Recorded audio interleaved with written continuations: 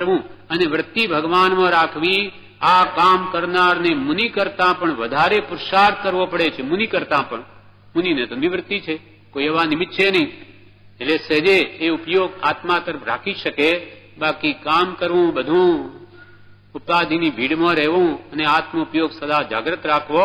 અને કૃપાલદેવને તો એવી પ્રતિજ્ઞા હતી કે કંઈ પણ ઉપયોગ આત્માથી વિચલિત વધારે વાર રહેશે તો આ દેહ ત્યાગ કરીશું, આમાં નહીં રહીએ. પણ અસમાધિથી નહીં રહીએ એવો જેનો દ્રઢ નિશ્ચય છે. એટલે કે અમારે બે ભાગ છે, એક દેહનો અને એક આત્માનો. એ દેહરૂપી નહીં, આત્મારૂપી બાગમાં પાણી ગયું, માટે દેહરૂપી બાગ સુકાઈ ગયો. આત્મા પુષ્ટ કર્યો, દેહ સુકાઈ ગયો. એમને તો કોઈ દેહની પડી નથી, કેમ કે એ તો પર માને છે. છ ખંડના રાજ્ય ભગવાને વૃત્તિ ભગવાનમાં રાખવી, આ કામ કરનારને મુનિ કરતા પણ વધારે પુરુષાર્થ કરવો પડે છે. આણાએ વર્ત્યા, આજ્ઞાએ વર્ત્યા ભગવાન ઋષભદેવની, અને વૃત્તિ ભગવાનમાં રાખી, તેથી બધા કર્મ ક્ષય કરી નાખ્યા. ભરદેવ ઋષભદેવ ભગવાન 1000 વર્ષ છદ્મસ્ત અવસ્થાએ વિચર્યા હતા. જ્યારે ભરત ચક્રવર્તીએ તો ગ્રસ્તાવાસમાં જ કેવળ જ્ઞાન પ્રાપ્ત કર્યું. ભગવાને 1000 વર્ષ લાગ્યા દીક્ષા લઈને કેવળ જ્ઞાન પ્રગટાવતા, અને ભરત જેવા તો ઘરમાં રહીને કર્યું. આ ભાવ ચારિત્ર વડે, ભાવથી મુનિ જતા ભગવાનની આજ્ઞામાં વર્ત. આવરણ તો ઉદય હતો, પણ એમનું મન જે પુરુષાર્થ એટલા બળવાન હતા, એમના મન વચન કાયાના યોગના અદભુત હતા, એવી શક્તિ હતી. અને ભગવાન ઋષભદેવ જાણતા હતા કે આ આવામાં કરી શકશે, એ તો ત્રિકાળ જ્ઞાની છે, માટે એને કહ્યું તું અહીંયા રહે. નહીં તો ભગવાન એમ નહીં કે એને દીક્ષા લેવું તું કે ઘરમાં રહે એમ કે કોઈ. એ તો બધાને એમ કે તમે સંસાર છોડો, પણ એમને એમ કહેવાનો એવો આશય હતો કે તારે આવો જ ઉદય છે, તારે ઘરમાં જ થવાનું છે, માટે ભગવાનની આજ્ઞા હતી. વળી એક વાર એમ કહ્યું કે આવી રીતે આપણે આ મનને ક્યાં રાખવું, ઉપયોગ કામ કરતા પણ એમાં રાખવા કહ્યું. એના માટે પ્રભુ શ્રી બ્રહ્મચારીજી એક દ્રષ્ટાંત આપે છે કે આ મન છે તે માકડા જેવું છે, એને હંમેશા કામ જોઈએ. એના માટે એક દ્રષ્ટાંત આપ્યું કે એક વાણિયો હતો, તેને લાગ્યું કે કામ તો ઘણા છે અને ગુમાસ્તા થોડા છે, માટે કોઈ દેવને વશ કરું. પછી તેણે આરાધના કરી, તેથી તેની આરાધનાથી દેવ પ્રસન્ન થયો અને કહ્યું કે કામ બતાવ, નહીં તો ખાઈ જઈશ, નહીં તો ખાઈ જાઉં, કામ બતાવ. તેણે કહ્યું હિમાલયથી વાંસ લઈ આવ. તે લઈ આવ્યો. પછી નવરો હોય ત્યારે ચડવા ઉતરનું કામ કર, કે ભાઈ હું કહું ત્યારે તારે કામ કરવું, પણ જયારે તું નવરો પડી જાય તો કે ખાવું, નહીં તો કામ બતાવ. તો કે હિમાલયથી મોટામાં મોટો વાંસ લઈ આવ. હવે ત્યારે જ્યાં સુધી બીજું કામ નહીં આપું ત્યાં સુધી એના ઉપર ચડ ઉતર, ચડ ઉતર. એ જ થાકી ગયો. હવે હું થાક્યો, તમે કહેશો ત્યારે આવીશ. કેમ એમ? આ દ્રષ્ટાંત આપીને કે છે આ મન એવું છે, એને થકવી નાખવું. હવે આગળ કે છે આ દ્રષ્ટાંત આપીને, એવું આપણું આ મન છે, તેને નવરો હોય ત્યારે ચડવા ઉતરવાનું કામ બતાવ્યું, એવું આપણું આ મન છે.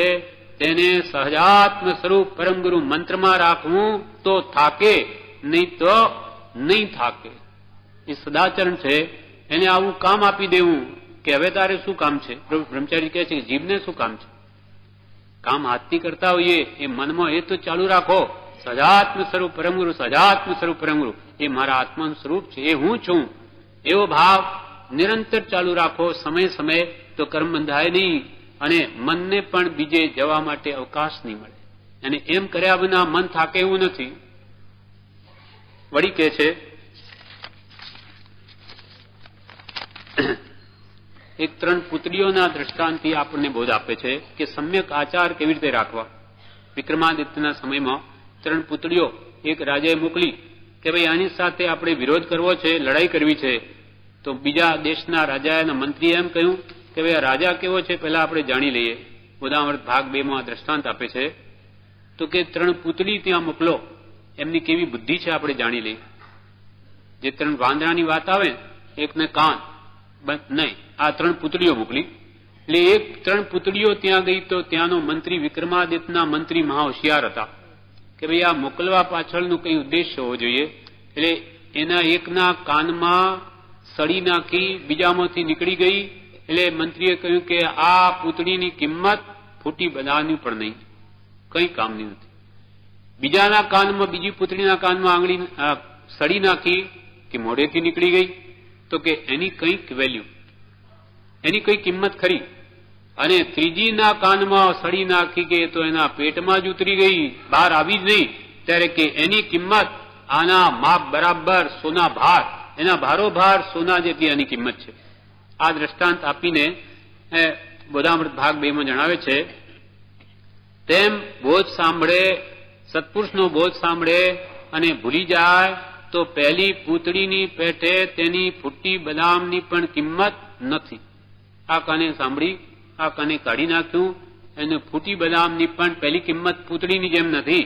પછી બીજી પૂતળી સાંભળ્યા પછી બીજાને કહેવા જેટલું પણ યાદ રહે તો ઠીક છે, કે એટલું એને ગ્રહણ શક્તિ કેળવી કે યાદ રાખીને બીજાને પણ કહ્યું તો કોઈ દિવસ એને પણ ઉપયોગમાં આવી શકે. તો એની કઈ કિંમત ખરી, પણ ખરેખર કિંમત કોની? બીજાને કહેવાથી પતી જતું નથી. અને એમાં સંતોષ માની લે, મેં તો વાત કરી લીધી, એથી કઈ કલ્યાણ નહીં થાય. પણ ત્રીજી જે પૂતળી, તેને અંદર જ એ સળી ઉતરી ગઈ, તેમ સત્પુરુષનો બોધ આચરણમાં મૂકે તો તેનો મોક્ષ થઈ જાય.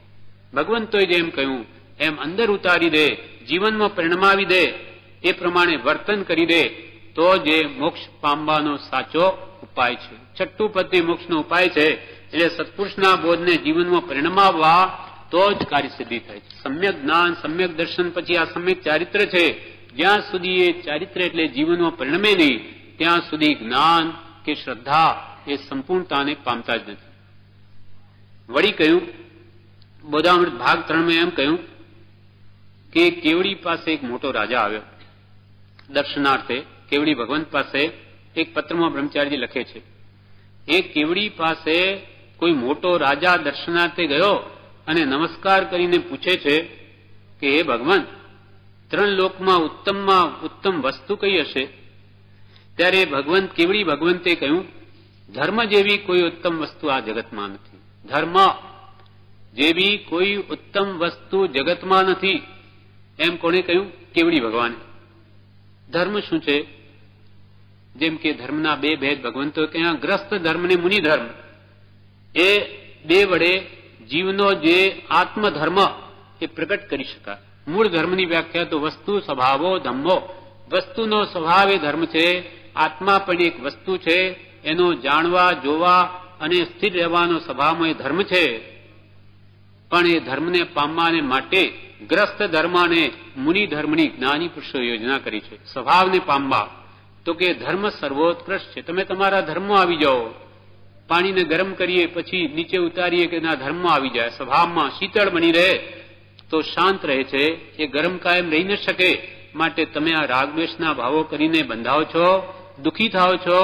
કશાય ક્રોધ માન આદિ કરીને દુઃખી થાઓ એ તમારો ધર્મ નથી. તમે તમારા ધર્મમાં આવી જાઓ, સ્વભાવમાં આવી જાઓ, જ્ઞાતા દ્રષ્ટા થાઓ, કશાય ભાવો કરોમાં એ તમારો ધર્મ છે. અને એના લાવવા માટે, ધર્મમાં લાવવા માટે જ આ ગ્રસ્ત ધર્મ ને મુનિ ધર્મની ભગવંતો યોજના કરી. એટલે કેવડી ભગવંતે એમ કહ્યું કે આ જગતમાં સર્વથી શ્રેષ્ઠ તે ધર્મ છે. ધર્મ જેવી કોઈ ઉત્તમ વસ્તુ આ જગતમાં નથી. 843માં પત્ર જેમ કૃપાલ લખ્યો તેમ ફરી રાજાએ પ્રશ્ન કર્યો, ભગવાન, ઉત્તમ વસ્તુ મણી આદિ રસ્તામાં મૂકીએ તો ગમે તે જનાર તેને ઉઠાવી લીધા વગર રહે નહીં, તો ધર્મ જેવી ઉત્તમ વસ્તુને અંગીકાર કરવા લોકો કેમ દોડાદોડ કરતા નથી? રસ્તામાં આપણે મણી, માણેક કે સોનું કે કંઈ મૂકી દઈએ તો જે આવે એને આગળ લઈને ચાલવા માંડે. તો એવી રીતે જે એનું મહાત્મ્ય છે મણી, માણેક, હીરા, મોતી કે સોનાનું, એમ આ ધર્મ જો એટલો બધો સર્વથી શ્રેષ્ઠ હોય તો લોકો એ ધર્મ મેળવવા માટે દોડાદોડ કેમ કરતા નથી? રસ્તા ભગવાન, રાજાએ કહ્યું, ભગવાન, ઉત્તમ વસ્તુ મણી, માણેક આદિ કે હીરા, મોતી, મણેક, સોના આદિ રસ્તામાં મૂકીએ તો ગમે તે જનાર વ્યક્તિ ઉઠાવી લીધા વગર રહે નહીં, તો ધર્મ જેવી ઉત્તમ વસ્તુને અંગીકાર કરવા લોકો કેમ દોડાદોડ કરતા નથી? ત્યારે ભગવંત કેવડી ભગવંતે કહ્યું કે 5 ઇન્દ્રિયના વિષયો તેમને ખાળે છે. 5 ઇન્દ્રિયના વિષયો એમને અટકાવે છે. આ જીવોને તાત્કાલિક સુખ જોઈએ છે, હમણાં રોકડિયું સુખ જોઈએ. આત્મશાંતિનું કેવું સુખ છે? અનાદિકાલના સમયમાં કોઈ દિવસ અનુભવ્યું નથી. શાંતિનું સુખ જ નથી અનુભવ્યું. લોકોને દેખાદેખી સંસારમાં સુખ છે એમ માનીને તેમાં દોડાદોડ કરે છે. માટે અહીંયા કહ્યું કે 5 ઇન્દ્રિયના વિષયો તેમને ખાળે છે. ધર્મ ઉપર તેમની દ્રષ્ટિ પડી નથી. ધર્મ સુખકારક લાગતો નથી. ધર્મ કહે આત્મ સ્વભાવકું, પણ આત્મ ધર્મ તો કોણ બતાવી શકે? આવા આત્મજ્ઞાની પુરુષો. હવે એની પાસે આવવું, એનું શરણ મળવું, એનો ઉપદેશ સાંભળવો અને વાત બેસવી, એ તો અતિ અતિ પુણ્ય જોઈએ છે. નહીં તો આ વિષયો એને ખાડી રહે છે, આગળ જવા દેતા નથી. એના પર એક દ્રષ્ટાંત કહ્યું છે કે એક રાજાએ એવો એકવાર હુકમ કર્યો, રાજ દરબાર ખુલ્લા મૂકી દીધા, ભંડાર, અને કે જેને જે લેવું હોય લઈ જાઓ, પણ ક્યાં સુધી? સૂર્યાસ્ત સુધી, એના પછી નહીં. આ વાત બહાર કરતા પહેલા એ રાજાએ એવી રચના શહેરમાં કરાવી, એવા સ્ટોલ મૂકી દીધા અમુક અમુક અંતરે, કે તેમાં એવી જાત જાતની સુંદર નાટકની રચના. નાટક ક્યાંય તો સુંદર નાટક થતા હોય, ક્યાં અદભુત દેવતાઈ સંગીત વાગતું હોય, ક્યાં એવી ઉત્તમ સુગંધીઓ એવી ફૂટે કે કોઈ દિવસ જાણે અત્તરની જોઈ ના હોય, અને એક ઠેકાણે પલંગ વગેરે એવા જોરદાર આવા મસલ કે પોચા 5 ઇન્દ્રિયોના વિષયો પોષી શકાય એવા નેત્ર વિષય માટે, આંખના વિષય માટે, નાકની સુગંધી માટે, અને એક ઠેકાણે પલંગ વગેરે શરીરના સ્પર્શ માટે, અને મોઢાની ઇન્દ્રિય સ્પર્શ, આ શું કે આ ભોજન આહાર, એના માટેની એવા સ્ટોલ મૂકી દીધા કે શું ખાવું ને શું નહીં ખાવું. જાત જાતની વાનગીઓ મૂકી, આવા સ્ટોલો મૂકીને પછી હુકમ કર્યો કે હવે આજે તમારે જે જેટલું લૂંટ્યું એટલું ભંડારમાંથી લેવો લઈ જાઓ. આખું ગામ ઉપડ્યું. પણ એ રાજ દરબારમાં જ્યાં વચમાં આ બધા આવ્યા, અનેક જાતના આવો સ્ટોલ. તો 5 ઇન્દ્રિયના વિષયોમાં તો આનાથી જીવને રસ છે. કોઈ ખાવામાં આવી તો કોઈ કે આઈસ્ક્રીમ ખાવું, કે આ પેંડા ખાવું, કે શું ખાવું, રસગુલ્લા ખાવું. આમાં મંડી પડ્યા. રાજાનો હુકમ હતો. આમ આગળ થોડાક આગળ વધ્યા કે બીજાને અદભુત સંગીત વાગી રહ્યું છે, એમાં તન્મય થઈ ગયા. બેસીએ થોડી વાર, બહુ મજાનું છે. ફરી આગળ વધ્યા કે નાટક ચેટક થઈ રહ્યા છે, અદભુત, આવું તો ક્યારેય જોયું નહીં. આગળ જતા વળી એવો મંડપ આવ્યો કે અદભુત સુગંધી દેવતાઈ, તેમાં લીન થઈ ગયા. અહીંયા બેસી આપણે જરા વાતો કરીએ. શું ફૂલોની, શું અદભુત ચમેલી, જે કોઈ તે બધું અહીંયા જ લાવી દીધું. વળી આગળ જતા આવા પલંગો પોચા કે અહીંયા થોડી વાર સુઈ રહીએ. આમ કરતા બધા જ લોકો મોટે ભાગે આ સ્ટોલો મોજ રહી ગયા. માંડ આંગળીને ટેરવે ગણી લઈએ એટલા જ જીવો સાંજ સુધી રાજ ભંડારમાં પહોંચી શક્યા. બાકી સાંજે રાજ ભંડાર બંધ થઈ ગયા. આ કથા કહીને જ્ઞાનીઓ કે છે કે આ અદભુત અખૂટ ભંડાર જ્ઞાની પુરુષોના આપણા માટે ખુલ્લો થઈ ગયો છે કે લઈ લો. પ્રભુ કે લૂંટમ લૂંટ લાવો, લઈ લો. પણ આ 5 ઇન્દ્રિયના વિષયો ખાળે છે. લઈશું, લાવો. પહેલા આપણે આ ટીવી જોઈ લઈએ, યુવાની છે, કમાવી લઈએ, આ પેટ સારું છે, ખાઈ લઈએ, સૂંઘીએ, સાંભળીએ, આ મોજ મજા કરીએ. એમ કરતા કરતા આપણું જીવન પૂરું થઈ જાય છે. અને પછી વૃદ્ધાવસ્થામાં ખ્યાલ આવે કે હવે બધી ઇન્દ્રિયો શિથિલ થઈ ગઈ, હવે આ કઈ ભોગને લાયક રહી નહીં, માટે ચાલો હવે આપણે ભક્તિ કરી. ત્યારે તો બધી ઇન્દ્રિયો ખલાસ થઈ ગઈ. પછી કે ભાઈ હવે ત્યાં જઈને શું કરીશું, કોણ સંભાળે છે આપણી, ચાલો રહો ઘરમાં. એવી સ્થિતિ આપણી છે. આ દ્રષ્ટાંત એટલે અહીંયા કૃપાલ બ્રહ્મચારીજી કહ્યું કે ઉત્તમ વસ્તુ મણી આદિ, એમ જે રાજાએ કહ્યું ધર્મને કેમ નથી લઈ શકતા, તો કે આ ભગવાન તે કહ્યું કે 5 કેવડી ભગવંતે કહ્યું કે 5 ઇન્દ્રિયના વિષયો તેમને ખાળે છે, એ ધર્મ સુધી પહોંચવા જ દેતા નથી. અનાદિકાલમાં એ વિષયો ભોગવ્યા, દેવતાઈ ભોગ ભોગવ્યા, તેના ગણતરીમાં શું છે એની કોઈ કિંમત નથી. દેવતાઈ રિદ્ધિ જો આપણે જાતિ સમનદાનથી પણ જોઈ લઈએ તો એના પ્રત્યે અત્યંત તુચ્છ ભાવ લાગે કે આ વિષ્ટાગ્રહમાં પડ્યો છું. એવી રિદ્ધિ અનંતવાર ભોગવી છે, અનંતવાર, છતાં પણ ભૂલી ગયો છે. જ્ઞાની પુરુષો એમ કે છે છતાં જાણે કોઈ દિવસ ખાધું ન હોય એવો અક્રાંતિઓ થઈને એમ માને છે કે આ વિષયો તો મને ભોગવા જ નહીં મળ્યા.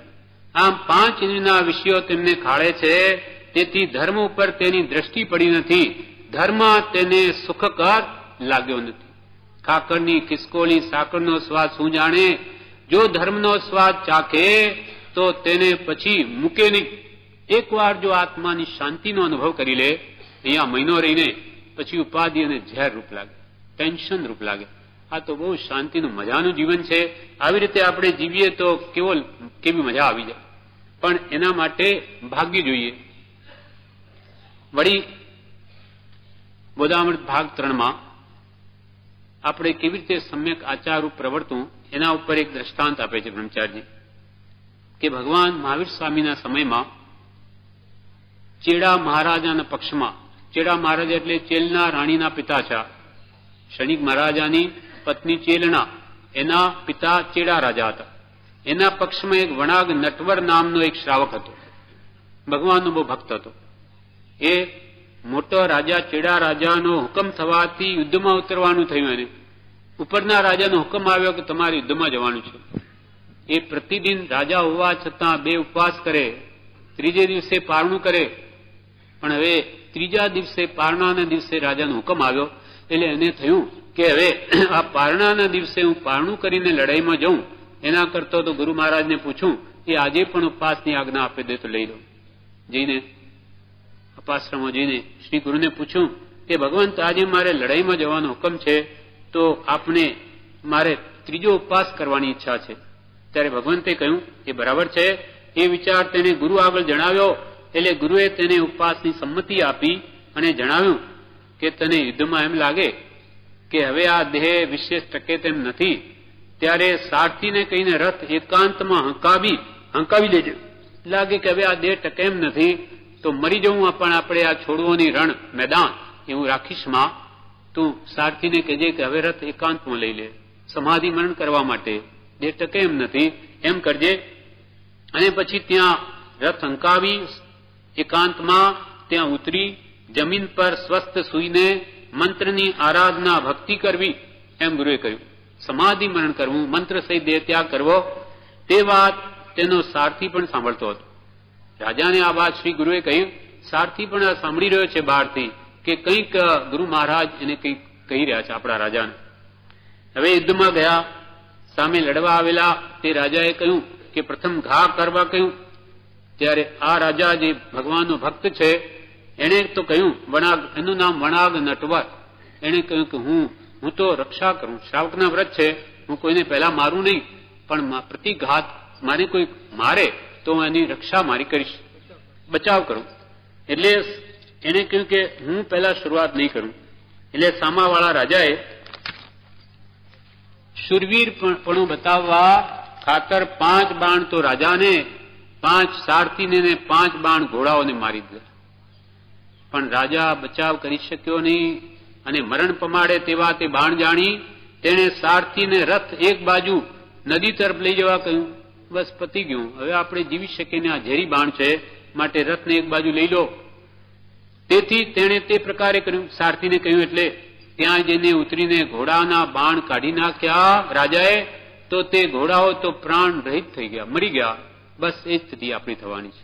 ઘોડા મરી ગયા તો આપણે જીવતા રહેવાના છે. તેવી જ પોતાની દશા થશે એમ જાણી નદીની રેતીમાં તે રાજા સૂઈ ગયો. સારથીએ પણ તે તેમ જ કરવા માંડ્યું. આ કંઈ કરે છે હવે એના ગુરુ મહારાજ જે બતાવ્યું કરે છે એ સારથી પણ એ રીતે રાજાની જેમ સૂઈ ગયો. પણ એને રાજાએ હાથ જોડી પછી પ્રાર્થના શરૂ કરી. તે દાસને પ્રાર્થના આવડતી નહોતી, પણ એવા ભાવ કર્યા કે હે ભગવાન, હું કંઈ જાણતો નથી, પણ આ રાજા નાનીનું કહેલું કંઈ કરે છે ગુરુ મહારાજનું, અને તેવું જ મારે પણ કરવું છે, પણ મને કંઈ આવડતું નથી. પણ તેને હો તે મને હો, હું કંઈ ન જાણું. આ રાજાને જે ગુરુ જ્ઞાની પુરુષે આજ્ઞા આપીએ એને હો તે મને હું કંઈ ન જાણું, એવી ભાવના તે કરવા લાગ્યો. પછી તેણે બાણ પોતાની છાતીમાંથી ખેંચી કાઢ્યા રાજાએ, તેવી જ રીતે પેલા દાસે સારથીએ પણ ખેંચી કાઢ્યા અને બંનેના દેહ છૂટી ગયા. રાજા દેવલોકમાં ગયો. ઘણું બધું પુણ્ય એને કરેલું જીવનમાં અને આરાધના ઘણી હતી એટલે એ તો દેવલોકમાં ગયો. અને દાસનું પુણ્ય તેટલું નહોતું, સારથીનું એણે તો કઈ જીવનમાં બીજું કરેલું નહીં, આટલી જ આ ભાવના ભાવી. તેથી તે વિદેહ ક્ષેત્રમાં મનુષ્ય થયો, મહાવિદેહ ક્ષેત્રમાં ચાલ્યો ગયો. પુણ્યો છું માટે મહાવિદેહ ક્ષેત્રમાં જન્મ્યો, ત્યાં તેને જ્ઞાની મળ્યા. અહીંયા ભાવના સમાધિ મરણ કર્યું ઉત્તમ ભાવથી કે આ ધર્મ કેવો અદભુત છે, મારે એ જ કરવું છે. એ ભાવમાં સમાધિ મરણ થયું. મહાવિદેહ ક્ષેત્રમાં જન્મ્યો, ત્યાં જ્ઞાની મળ્યા. મોક્ષ માર્ગ આરાધી તે મુક્ત થયો, મોક્ષે પણ પહોંચી ગયો. ભગવાન મહાવીર સ્વામીના વખતે મુક્ત પણ થયો, અને હજી તે રાજા તો દેવલોકમાં છે. ત્યાંનો તો પલ્યોપમ સાગરોપમના આયુષ્યો કરોડો અસંખ્યાત વર્ષ વ્યતીત થઈ જાય, ત્યાર પછી મુક્તિને પામશે. અને આ તો મુક્તિને પામી પણ ગયો. આમ ભાવના કરવાથી જીવનું કલ્યાણ થાય છે. આમ સમ્યક આચારની, સદાચારની સમ્યક ચારિત્ર છે. આ ભાવના કરવા મૂળ કારણ ભાવ છે. તો એવી ઉત્તમ ભાવના કરવાથી શીઘ્ર મુક્તિ થાય છે. આપણને આ નિમિત્ત જે આ આશ્રમનું આપ્યું છે, આ ભાવના કરવાનું પ્રબળ નિમિત્ત છે. આપણાથી થાય એટલું જરૂર કરવું, બાકીની ભાવના રાખવી, બધાને જોઈને રાજી થવું કે હો કેવા જીવો છે, કેવી આરાધના કરે છે. અહીંયા ઘી બોલાતું હોય તે વખતે દરેકની એવી શક્તિ નથી હોતી કે હજારો રૂપિયા આપી દે, પણ જે ભાવ કરે કે ધન્ય છે આ જીવોને, કેટલો લોભ ત્યાગે છે. ઓહો પોતાનું માનતાનથી હજારો લાખો રૂપિયા આપી દે છે. કેવા છે આ લોકો, કેવા એમના ભાવ છે. એવો ભાવ કરે તો એને એટલું લાભ, એને કઈ પૈસો નહીં આપે, પણ કરણ કરાવણ ને અનુમોદન સરીખો ફળ નિપજાયો. હજારો જીવોમાં ભાવ કરે કે ધન્ય છે આ જીવોને, તો એને પણ એટલો જ લાભ છે. વગર પૈસે અને છે એ લોભ છોડવા માટે કરે છે, એને પણ ભાવ છે. એમ ભાવે આખા જૈન ધર્મનો આધાર ભાવ ઉપર છે. ભાવે જીનવર પૂજીએ, ભાવે દીજે દાન, ભાવે ભાવના ભાવીએ, ભાવે કેવળ જ્ઞાન. શ્રદ્ધાથી પણ ઉત્તમ વર્તન જીવ કરી લે તો પણ જીવનો મોક્ષ થાય છે. આ દ્રષ્ટાંત કહીને જ્ઞાની પુરુષોએ કહ્યું કે જે મંત્રની આરાધના બીજા કરે છે એને જોઈને આપણે ભાવ થઈને આપણે જો એ આરાધના કરીશું, આપણે પણ લઈ લઈશું. ભલે જ્ઞાની પુરુષ નથી, પણ બીજાને આરાધકો જોઈને આપણી આરાધનાની ભાવના થઈ ગઈ, અને આપણે ભલે કહીને જાણતા હોઈએ, પણ જ્ઞાની પુરુષો કૃપાળદેવ કહ્યું સત છે, એ જ સાચું છે. ભલે મને નથી આવડતું, એ કરીને જે લઈ મળશે તો કે છે તેનું પણ કામ થઈ જશે. હવે આ જે સમ્યક ચારિત્ર પછીનો મોક્ષ પ્રાપ્તિનો ઉપાય આવે છે તે છે ત્યાગ વૈરાગ્ય. કૃપાળદેવે કહ્યું જ્ઞાન દર્શન સમાધિ વૈરાગ્ય ભક્તિ આદિ સાધન પ્રત્યક્ષ છે મોક્ષના. ત્યાર પછીનો ચોથો નંબર આવે ત્યાગ વૈરાગ્યનો. એટલે કે છઠ્ઠું પદ તે મોક્ષનો ઉપાય છે, તેમાં જ્ઞાન સમાધિ વૈરાગ્ય ભક્તિ આદિ સાધન પ્રત્યક્ષ છે. પણ તેવી જ રીતે જે આ બધા સાધનો જ્ઞાન દર્શન ચારિત્ર છે, તેમ ત્યાગ વૈરાગ્ય પણ મોક્ષ પ્રાપ્તિનો સાચો ઉપાય છે. એના માટે કૃપાળદેવે કહ્યું છે પત્રાંક 643 કે ત્યાગ વૈરાગ્ય ઉપશમ અને ભક્તિ મુમુક્ષુ જીવે સહજ સ્વભાવ કરી મૂક્યા વિના આત્મદશા કેમ આવે. આપણા જીવનમાં ત્યાગ એટલે બાહ્ય સંસાર ઘર છોડીને જઈએ તો જ ત્યાગ, એવું નથી. પહેલામાં પહેલા તો સત્પુરુષનો બોધ જાણી અને અંદરથી તોડવું, અંતરનો ત્યાગ જોઈએ, અને એના માટે જ બાહ્ય ત્યાગ છે. અંતર ત્યાગને સહાયરૂપ છે. બાકી બાહ્ય ત્યાગ લઈ લઈને જો અંતરની આસક્તિ ઉભી રહી તો કલ્યાણ નહીં થાય. અને અંદરની ભાવનાઓ ક્યારે તૂટે, આસક્તિ એ સત્પુરુષના બોધથી તૂટે. માટે બોધ બળે ભવતરીએ. એટલે ખરો અંતર ત્યાગ અને વૈરાગ્ય એટલે અનાસક્ત ભાવ, ઉપશમ એટલે કષાયનું ઉપશમન, અને ભક્તિ એ મુમુક્ષુ જીવે સહજ સ્વભાવ કરી મૂક્યા વિના આત્મદશા કેમ આવે. સહજ સ્વભાવ એટલે સ્વભાવમાં સહજ વળી લીધા વિના વણાઈ જાય. મુમુક્ષુના હૃદયમાં ત્યાગની ભાવના, વૈરાગની ભાવના, કષાયની મંદતા અને ભક્તિની ભાવ સહજ હોવો જોઈએ. નહીં તો એના વિના આત્માની દશા કેવી રીતે વધે. આત્મપરિણામથી જેટલો અન્ય પદાર્થનો તાદાત્મ્ય અધ્યાસ નિવર્તવો તેને શ્રીજીન ત્યાગ કહે છે. સાચો ત્યાગ કયો? અંદરની આસક્તિને તોડવું, એકાકારપણાનું તોડવું, તેનું નામ ખરો ત્યાગ છે. અને એ જ મોક્ષનું કારણ છે. ઉપદેશ સાહેબ ફરી કૃપાલુ કહે છે, ત્યાગ ઉપર હંમેશા લક્ષ રાખવો, ત્યાગ મોડો રાખવો નહીં. શ્રાવકે 3 મનોરથ ચિંતવવા. સત્ય માર્ગને આરાધન કરવા માટે માયાથી દૂર રહેવું, ત્યાગ કર્યા જ કરવો, ત્યાગ કર્યા જ કરવો, અંતરથી આસક્તિને તોડ્યા જ કરવી, વિશેષ કંઈ થવા નહીં દેવી. વળી કૃપાલદેવે કહ્યું મુમુક્ષુ ઉપદેશાયમાં, મુમુક્ષુએ જાગ્રત થઈ વૈરાગ્ય વધારવો જોઈએ. મુમુક્ષુઓએ જાગ્રત થઈ વૈરાગ્ય વધારવો જોઈએ. સત્પુરુષનું એક પણ વચન સાંભળી પોતાને વિશે દોષ હોવા માટે બહુ જ ખેદ રાખશે અને દોષ ઘટાડશે, ત્યારે જ ગુણ પ્રગટશે. આપણા માટે કે મુમુક્ષુએ શું કરવું? મુમુક્ષુઓએ જાગ્રત થઈ, હંમેશા જાગ્રત રહી, કઈ આસક્તિ નહીં થઈ જાય. અલેપ રહેવા કહ્યું, નિર્લેપ રહેવા કહ્યું. કરવું પડે છતાં પણ એમાં બહુ ડૂબી જવું નહીં, ગળાબૂડ નહીં થવું, ઉપરની ક્રિયાઓ સંસારની કરવી, મન તો સત્પુરુષની આજ્ઞામાં રાખવું. મુમુક્ષુએ જાગ્રત થઈ વૈરાગ્ય વધારવો જોઈએ. સત્પુરુષનું એક પણ વચન સાંભળી પોતાને વિશે દોષો હોવા માટે બહુ જ ખેદ રાખશે. મારામાં હજુ કામ, ક્રોધ, માન, માયાલુ બધા દોષો પડ્યા છે.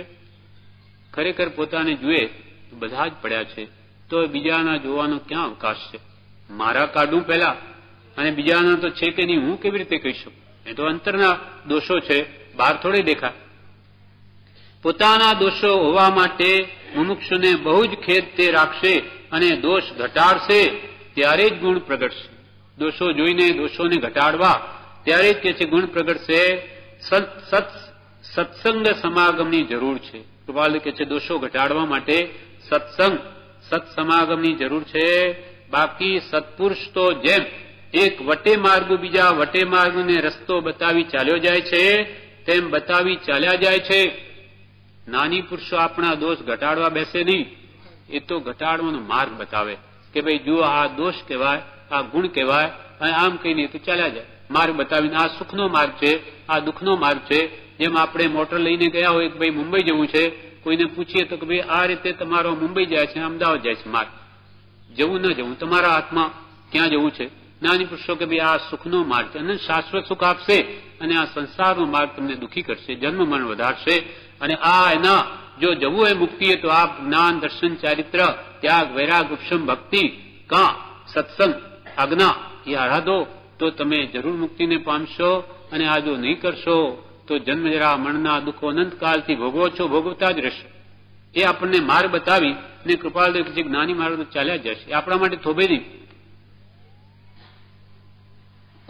કોઈ જેમ એક વટે માર્ગુ બીજા વટે માર્ગને રસ્તો બતાવી ચાલ્યા જાય છે, તેમ જ્ઞાનીઓ માર્ગ બતાવી ચાલ્યા જાય છે. ગુરુ પદ ધરાવવા કે શિષ્યો કરવા માટે સત્પુરુષની ઈચ્છા નથી કે ભાઈ અમે તમારા ગુરુ, એમને ગુરુ થવું નથી.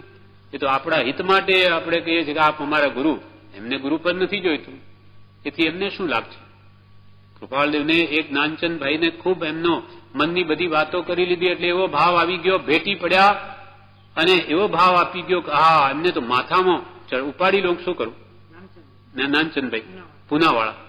અને પછી બેઠા બેઠા એમને વિચાર થયો, આમ કર્યું, પછી કહે કે હું એમને નમસ્કાર કરું. વળી વિચાર આવ્યો કે આ તો ગ્રસ્ત છે અને એમને નમસ્કાર કરાય, પણ કૃપાલદેવના જ્ઞાનથી બહાર નથી. એમના જ્ઞાનમાં તો આવી ગયું કે મનમાં આવા વિચાર કરે છે. એટલે કૃપાલદેવ કહે કે તમારા નમસ્કાર અમારે નથી જોઈતા, એને તો અમે 14 રાજલોકમાં વેરી નાખવાના છીએ. તમે કરશો તો અમે તો વેરી નાખીશું, અમારે નથી જોઈતા. અમારે શું કરવા છે તમારા નમસ્કાર? એથી અમારે શું લાભ થવાનો? કઈ પૈસા મળવાના છે? એમને પૂજાવવું હોત, એમને મનાવવું હોત તો જયારે 100 કામ અવધાન કર્યા ને ત્યારે એમને પીટરસન જે અંગ્રેજોનું રાજ્ય હતું એ કે અમેરિકા જાઓ, લંડન જાઓ, એ ફોરેનમાં જાઓ, તમને માન મળશે, લાખો રૂપિયા મળશે. પણ કૃપાલદેવને એવું જ્ઞાન વેચીને પૈસા નથી જોઈતા, માન નથી જોઈતું. 19 વર્ષની ઉંમરે બધું મૂકી દીધું કે આ આત્મકલ્યાણનો બાધક છે, એને તો આત્માનું હિત જોઈએ છે, કલ્યાણ જોઈએ છે, એમાં રમણતા જોઈએ. આ બધા વિક્ષેપ જાણી તરત જ મૂકી દીધા. એટલે અહીંયા કે છે કે ત્યાગ વૈરાગ્ય મુમુક્ષુનો વધવો જોઈએ. અને વૈરાગ્ય એટલે શું? તો કે ગ્રહ કુટુંબાદી ભાવને વિશે અનાસક્ત બુદ્ધિ તે વૈરાગ્ય છે. આપણે ઘરે ગ્રસ્તમાં ગ્રસ્ત છીએ, ઘરમાં જ રહીએ, રહો એનો ના નથી કહેતા જ્યાં સુધી રહે છે અને છૂટી શકતો નથી ઘર, રહો પણ ઘર કુટુંબાદી ભાવને વિશે અનાસક્ત બુદ્ધિ, તેમાં બહુ આસક્તિ નહીં રાખો કે આ મારું કુટુંબ છે એમ બહુ મારું મારું નહીં કરો. છે એ મારું મારું નહીં કરશો તો પણ ક્યાંય જવાનું નથી. આપણે અંદરથી બહુ આસક્તિ નહીં રાખીશું તો એ કંઈ આપણા દીકરાઓ કંઈ નાસી જવાના નથી. દીકરાઓ જ રહેશે. તો શું કામ મમત્વ ભાવ બહુ રાખી ને કર્મ બાંધવા છે ઋણાનુબંધે આ ભવમાં મળ્યા, આ ભવ પૂરતો સંબંધ છે. કેટલાય દીકરાઓને પેલા રડતા મૂકીને આવ્યા છીએ, હવે અહીંયા મૂકીને જવાના, મારું કોઈ નથી, હું એકલો જ આવ્યો, એકલો જઈશ. એવી ત્યાગ વૈરાગ્યની ભાવના અંતરથી જે ભાવશે અને ઉપરથી જે કર્તવ્ય કર્યા કરશે તે આ જન્મજરા મરણથી છૂટી જશે, ફરી એને સંસાર માંડવો નહીં પડે. એટલે ત્યાગ વૈરાગ્ય ઉપશમ ને ભક્તિ એ મુમુક્ષુ જીવે સહજ કરી મૂક્યા વિના આત્મદશા ક્યાંથી આવે? કૃપાલ કે છે. વળી પ્રભુશ્રી કે છે ખરો ત્યાગ તો અંતરનો ત્યાગ છે. ખરો ત્યાગ તો અંતરનો ત્યાગ છે. એકલો બાહ્ય ત્યાગ મોક્ષને અર્થે થતો નથી. ખરો ત્યાગ અંતરનો. બાહ્ય ત્યાગ બધો અંતર ત્યાગ માટે છે, પણ ખાલી જો બાહ્ય ત્યાગ કરી દે તો કે છે એને મોક્ષ આપી શકે નહીં. કેવા કેવા આ કલિયુગના સંતો છે કે અંદર મોહની ઉપરથી દેખાવ બીજો, અંદર બીજું. એને એક દ્રષ્ટાંત આપે છે. વિક્રમાદિત્યના સમયની વાત છે. એના ચરિત્રમાં વાત આવે. એટલે એક મંત્રી ને વિક્રમાદિત્ય બહાર ગયા, ત્યાં એક અદભુત ધ્યાનમાં બેઠેલા યોગીને જોયા. એટલે વિક્રમાદિત્ય રાજા બોલ્યા કે આ તો અદભુત મહાત્મા છે, એટલે આપણે એની ભક્તિ કરીએ. મંત્રી હોશિયાર હોય છે. એટલે મંત્રીએ કહ્યું કે પેલા મહાત્મા કેટલા ખરેખર મહાત્મા છે કે નહીં આપણે એની તપાસ કરવી જોઈએ. એટલે બુદ્ધિશાળી હોય મંત્રીઓ. એટલે એને એમ કહ્યું, એ સાંભળે એવી રીતે કે મહારાજ આપનું અદભુત આત્મ ધ્યાન જોઈને એમને આ રત્ન જડિક મુદ્રિકા છે તે આપને ભેટ આપવાની ભાવના થાય છે, પણ આપના આગળ મૂકીશું તો કોઈ આવીને લઈ જશે, બહુ કિંમતી છે. આ વાત જયારે કાનમાં એને ગઈ કે મહાત્માએ મોઢું પોળું કર્યું, મોઢું ખોલ્યું, અહીંયા મૂકી દો. એટલે મંત્રીએ શું કર્યું, એક ધૂળની મુઠ્ઠી ભરીને મોઢામાં નાખી. એટલે પછી મંત્રી કહેવા લાગ્યો કે અરે મહાત્મા, અમારી આ રત્ન જડિત મુદ્રિકા પણ ધૂળ થઈ ગઈ આપના પ્રભાવે. આપને એવો મહાત્મા થઈને આપણા અંદર એટલો લોભ પડ્યો છે કશાય, હજુ આપના હૃદયમાં, એટલે અમારી આ રત્ન જડિત મુદ્રા પણ માટી બની ગઈ. એમ પછી જોયું આ વિક્રમાદિત્ય. પછી કહે છે કે જુઓ, ઉપરથી ત્યાગનો ડોળ અને અંદરમાં વાસના ભરેલી છે. એવી આ જગતના મોટે ભાગે મહાત્માની એવી સ્થિતિ છે. માટે ક્યાંય દ્રષ્ટિ કરવા જેવું નથી. એ કૃપાળુ દેવનો સમાગમ છોડવો નહીં, એનો આશ્રય. એમ પ્રભુશ્રી કહે છે કે જગતમાં તો એવું ઘણું છે, ગમે તેમ હો એને આપણે નિંદા કરવી નથી. કેમ કે આપણે પણ અનંતવાર ચારિત્ર લીધા, આમાં આ જ કર્યું છે. આપણા ઓઘા મુપત્તિ જેટલા ચારિત્ર ફોક કેમ ગયા? આવું જ ઉપરથી મહાત્મા અને અંદર મોહ ભરેલો હોય એટલે આવું આપણે કર્યું. હમણાં એમને એ લોકોને એવા કર્મનો ઉદય છે, માટે એ કરે.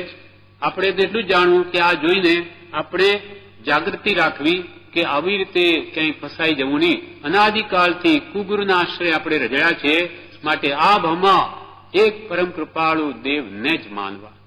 એનું કારણ છે કેમ કે પ્રભુશ્રી કહે છે કે અમે એનાથી આત્મજ્ઞાન પામ્યા છીએ. આ સત્પુરુષ છે, આત્મા પ્રાપ્ત કરેલો પુરુષ છે, માટે મોક્ષ માર્ગમાં આપ્ત પુરુષ છે. આપ્ત એટલે વિશ્વાસ કરવા લાયક. એની આજ્ઞાએ વર્તો અને તમારું અહિત થાય તો અમે જામીનદારી લઈએ છીએ, અમે જવાબદારી લઈએ છીએ. પ્રભુશ્રીએ જવાબદારી લેવી સહેલી નથી, પણ પ્રભુ આ માર્ગમાં ભૂલ નથી માટે કહીએ છીએ.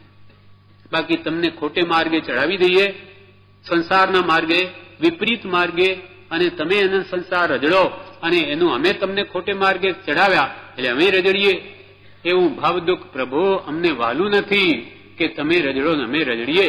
પણ આ સત્ય છે. અમને આત્મા પ્રાપ્ત થયો, જે અનંત કાળમાં પ્રાપ્તિ નહીં થઈ છે માટે તમને પણ થાય એવી અમારી અંતરંગ ઈચ્છા છે, એવી પ્રભુશ્રીની અંતર દાજ છે. માટે આવું વારંવાર ઠોકી ઠોકીને કહે છે, આ પુરુષને ભજો તો તમે અમારા માથાના મુકુટ છો. એ મુમુક્ષોને જોઈને એમને પૂજ્યભાવ થાય છે. જેના હૃદયમાં કૃપાળુદેવ બિરાજમાન છે એને જોઈને પ્રભુશ્રીને પૂજ્યભાવ થાય છે. કેમ થાય છે? તો કે આ બધામાં જેમ હનુમાનને રામ, જ્યાં જ્યાં કે રામ હોય ત્યાં પ્રેમ છે અને રામ વગરની ચીજ ગમતી નથી. એટલે કૃપાળુદેવનો જે આશ્રિત થયો એની ભક્તિ કરતો થયો તો એના પ્રત્યે પ્રભુશ્રી જેવાને જો ભાવ આવે તો આપણને પણ સાધર્મી ભાઈ તરીકે અત્યંત પ્રેમ આવવો જોઈએ.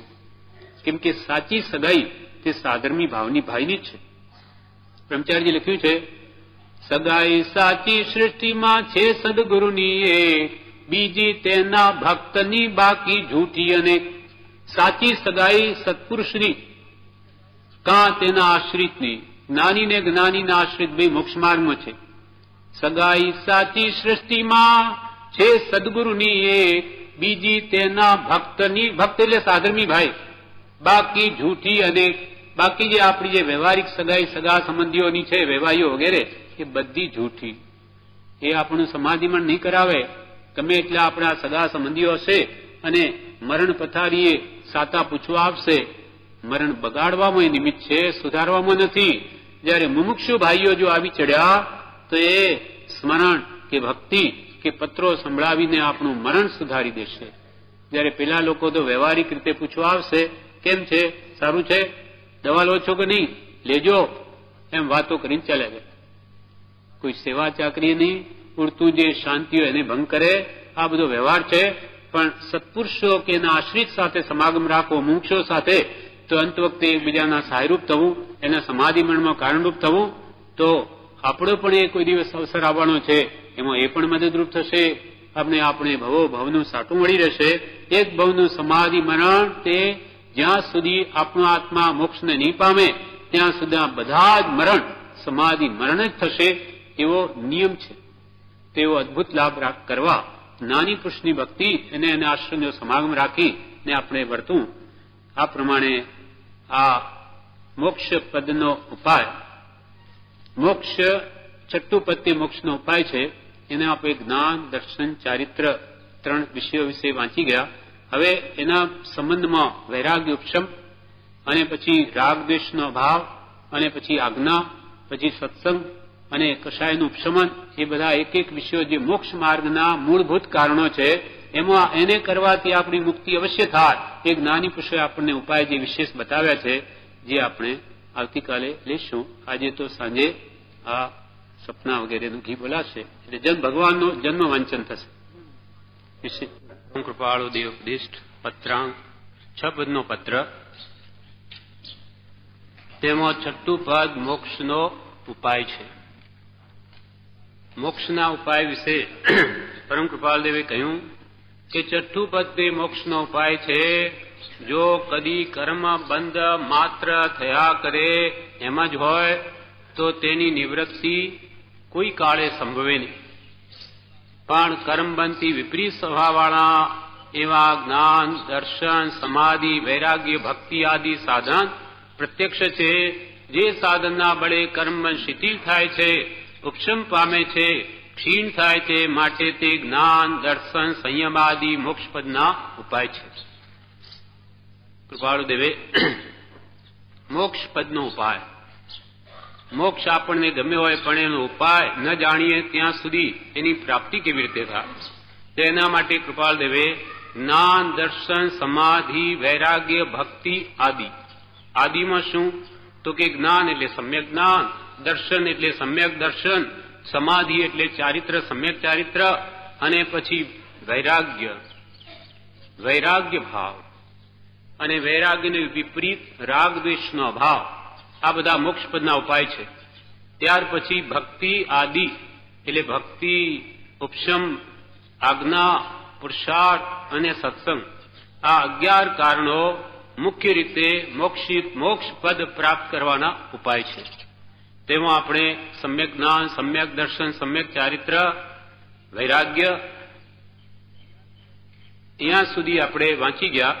જ્ઞાન, દર્શન, ચારિત્ર, ત્યાગ અને વૈરાગ્ય. હવે છઠ્ઠું કારણ મોક્ષ પ્રાપ્તિનું છે તે રાગ દ્વેષનો અભાવ. વૈરાગ્યનું વિપરીત રાગ છે અને રાગને લીધે જ દ્વેષ છે. રાગને લીધે જ દ્વેષ છે, રાગ નથી તો દ્વેષ નથી. માટે વિતરાગ માર્ગ ભગવંતે કહ્યું આ વિતરાગ માર્ગ છે. એમ વિતરાગ દ્વેષ માર્ગ નહીં કહ્યું, કેમ કે જ્યાં રાગ નથી ત્યાં દ્વેષ છે જ નહીં. માટે રાગ દ્વેષનો અભાવ કરવો એ જ મોક્ષ પદ પ્રાપ્તિનો સાચો ઉપાય છે.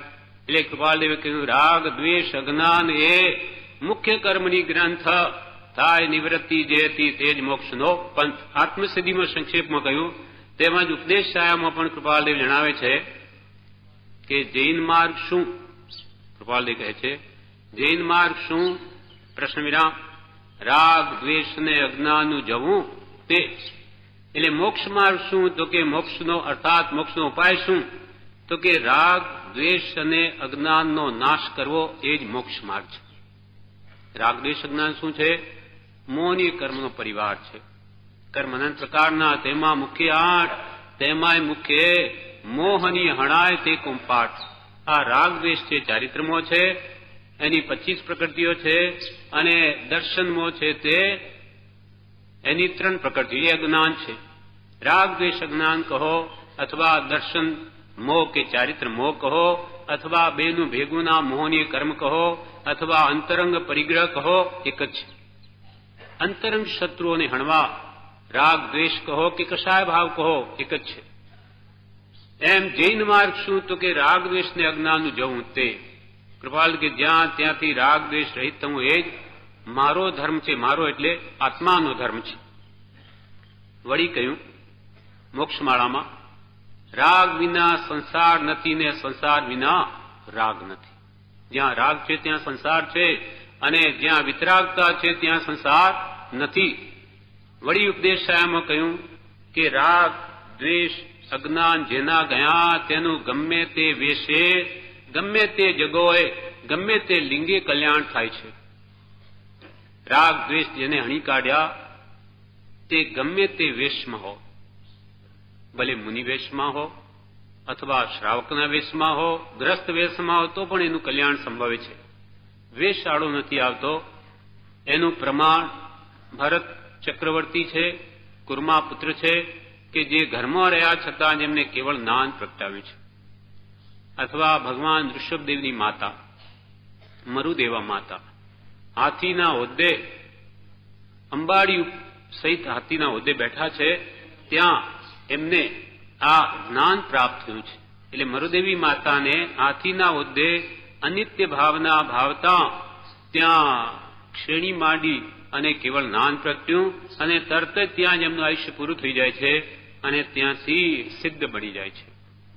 એમ વેશાળો નથી આવતો, તેમજ લિંગ પણ નડે નહીં. કોઈ કે સ્ત્રીલિંગે મોક્ષ નથી, એવું નથી. એક પક્ષ એમ માને છે, આપણા દિગંબરમાં એમ માને છે કે સ્ત્રીનો મોક્ષ નહીં થાય.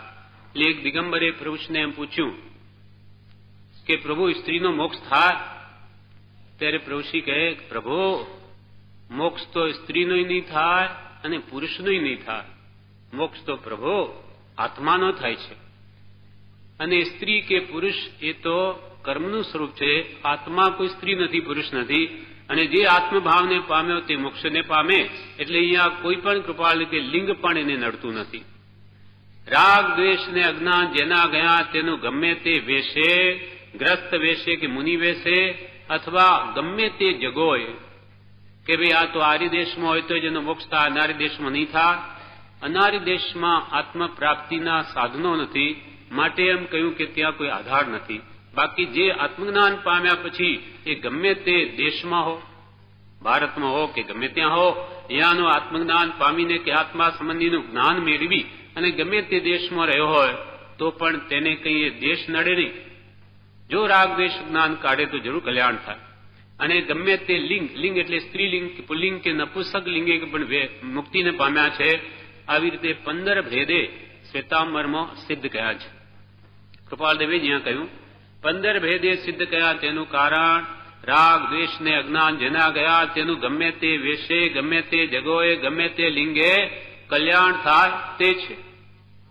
વળી કૃપાલદેવે વિશ્વવિજયજી ઉપદેશ રહસ્ય ગ્રંથની ગાથા ટાંકી છે વચનામૃતમાં કે કિમ બહુણા એટલે વધારે શું કહીએ, ઈય જહ જહ રાગ દોષા લવ વિલજ્જંતી એટલે જેમ જેમ આ રાગ દ્વેષનો નાશ વિશેષ કરીને થાય તહ તહ પૈઠ્યબમ એસા આણા જીણિંદાણમ જેમ જેમ આ રાગ દ્વેષનો નાશ વિશેષ કરી થાય તે પ્રકારે પ્રવર્તવું એ જ આજ્ઞા જિનેશ્વર દેવની છે.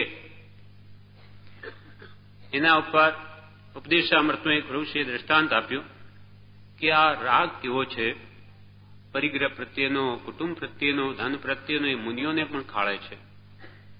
એક મહારાજ હતા, ઋષિ કહે છે કથા, એક મહારાજ કથા કરતા તે સાંભળી બધા દિંગ થઈ જતા. સત્ય સંબંધી બોલવાનું આવે તો અસત્યની ધૂળ કાઢી નાખે, બ્રહ્મચર્ય સંબંધી બોલે તો બે ધડક ગરજી ઉઠે, અહિંસામાં પણ એવી સૂક્ષ્મતા અને દયા ભાવ દર્શાવી શકે કે બધા વ્યાખ્યાન થઈ રહ્યા પછી કહે ધન્ય મહારાજ આજે તો ખૂબ કરી, પણ પરિગ્રહ સંબંધી બોલતા મોડા પડી જતા. એમની પાસે એક સોના મોહર હતી, તેના પ્રત્યે એમની વૃત્તિ રહેતી, એટલે પરિગ્રહ સંબંધી બોલે મોડા પડી જાય. પ્રભુ કહે છે તે ઉપરથી એક શિષ્યે વિચાર્યું કે આમ કેમ થાય છે, લાવને તેમની ગાદી કે ગંડલીઓ જોઈણી વગેરે જોઉં. તેથી જયારે તે ઝાડે ફરવા બહાર ગયા ત્યારે તેમની ગંડલીઓ કીટીથી ઉતારી અંદર તપાસી જોયું પણ કંઈ જડ્યું નહીં. તેથી તેને ખાતરી થઈ કે આ જ વસ્તુ તેમને પરિગ્રહ સંબંધી બોલવા નથી દેતી. તેથી તે કાઢી લઈને ઓશિંકું બાંધી દીધું અને તે શિષ્ય જતો રહ્યો. પછી મહારાજ આવીને બેઠા બારે, લોટેજીને ઘરે આવ્યા.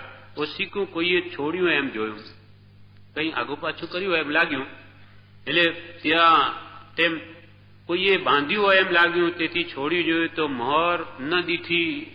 પણ જ્ઞાની એટલે સમજી ગયા કે ઠીક થયું, બલા ગઈ, નહીં તો આ જીવ ત્યાં ને ત્યાં જ રહેતો હતો.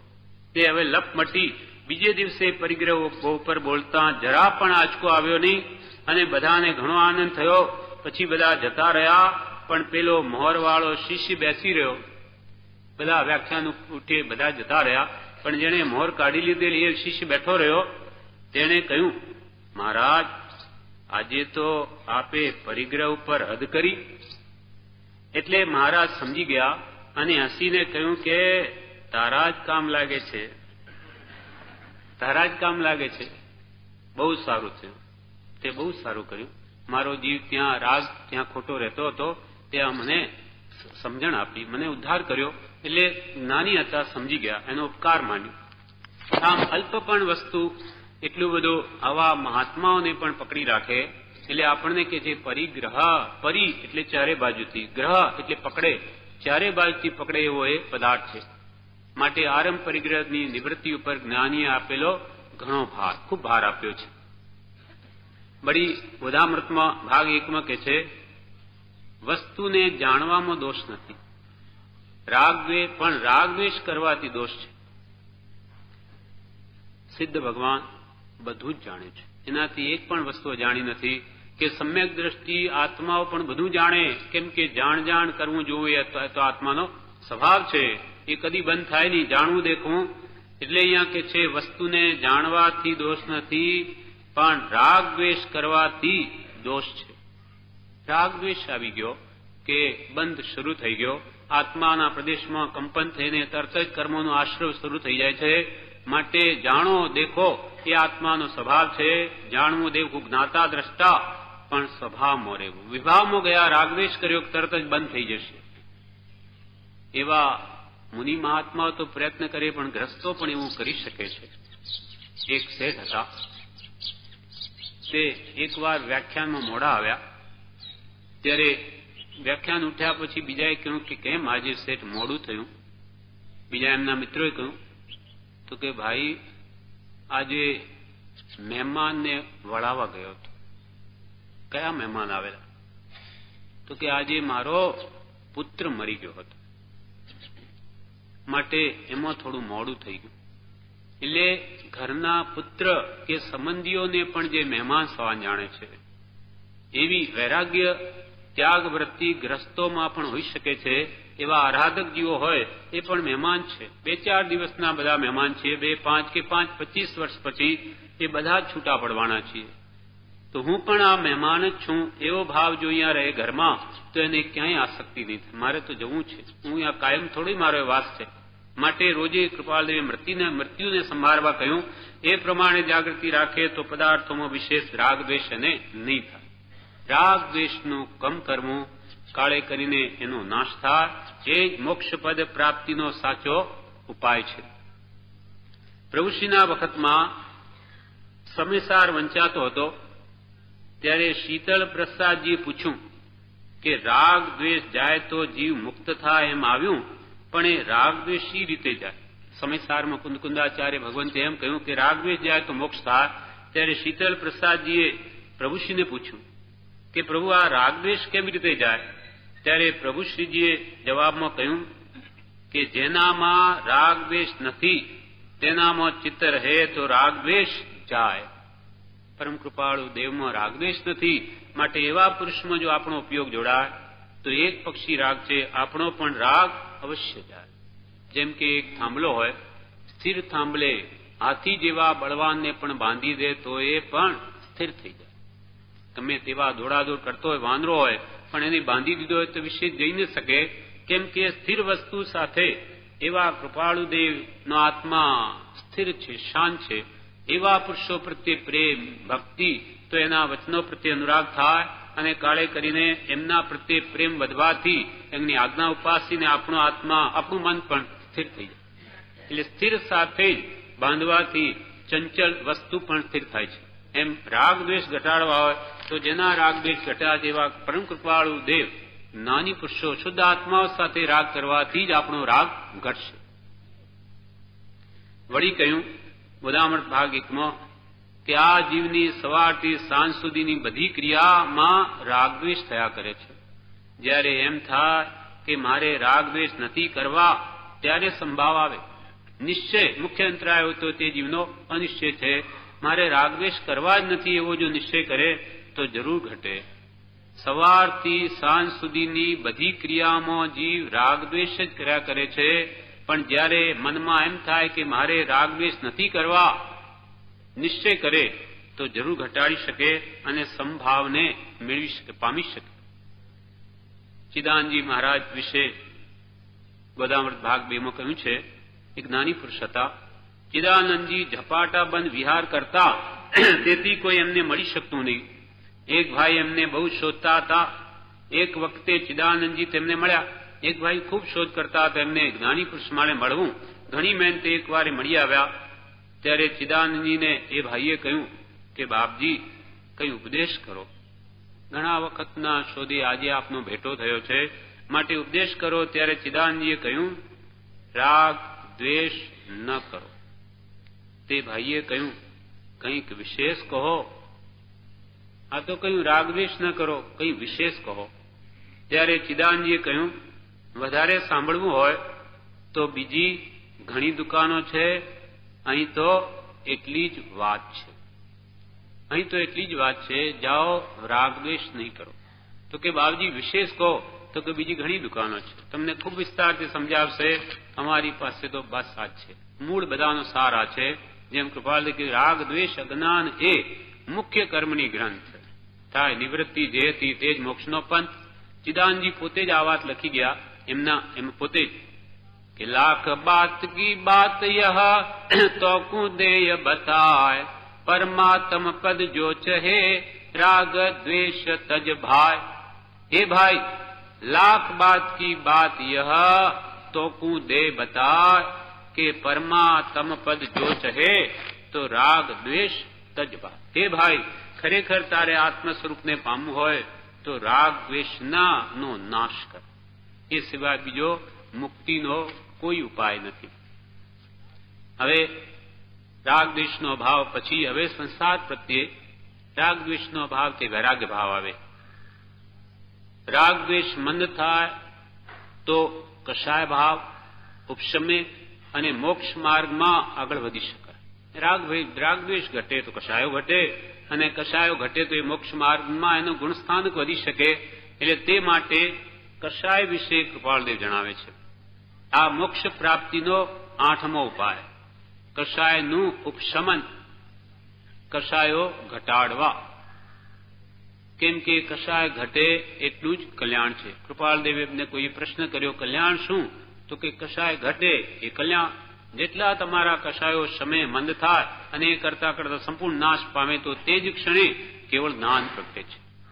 એટલે કેવળ જ્ઞાનને અટકાવનાર અથવા સમ્યક દર્શનને અટકાવનાર પણ કષાય છે. એટલે કષાયનું ઉપશમન કરવાનું કૃપાળદેવ વચનામૃતમાં પત્રાંક 613 કહે છે, જે કષાય પરિણામથી અનંત સંસારનો સંબંધ થાય તે કષાય પરિણામને જીન પ્રવચનમાં અનંતાનુબંધી સંજ્ઞા કહી છે.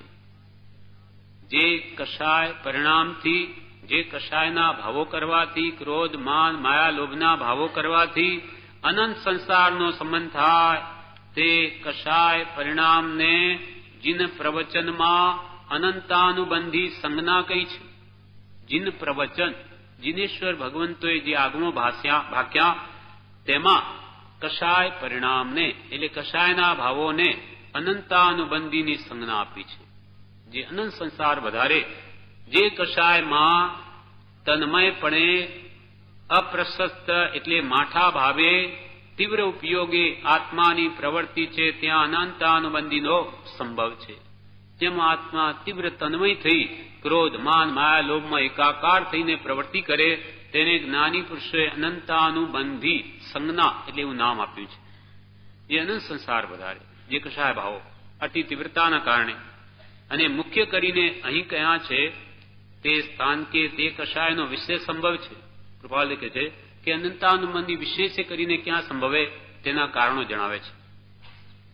તો કે સતદેવ, સદગુરુ અને સદધર્મનો જે પ્રકારે દ્રોહ થાય, અવજ્ઞા થાય તથા વિમુખ ભાવ થાય એ આદિ પ્રવૃત્તિથી તેમજ અસતદેવ, અસદગુરુ તથા અસદધર્મનો જે પ્રકારે આગ્રહ થાય તે સંબંધી કૃતકૃત્યતા માન્ય થાય એ આદિ પ્રવૃત્તિથી પ્રવર્તતા અનંતાનુબંધી કષાય સંભવે છે.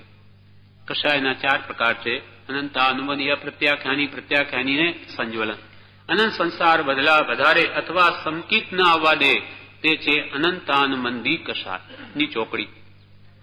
તેમાં એ કષાયો મુખ્યત્વે ક્યાં સંભવે તો સાચા દેવ, સાચા ગુરુ અને સદધર્મનો જે પ્રકારે દ્રોહ થાય.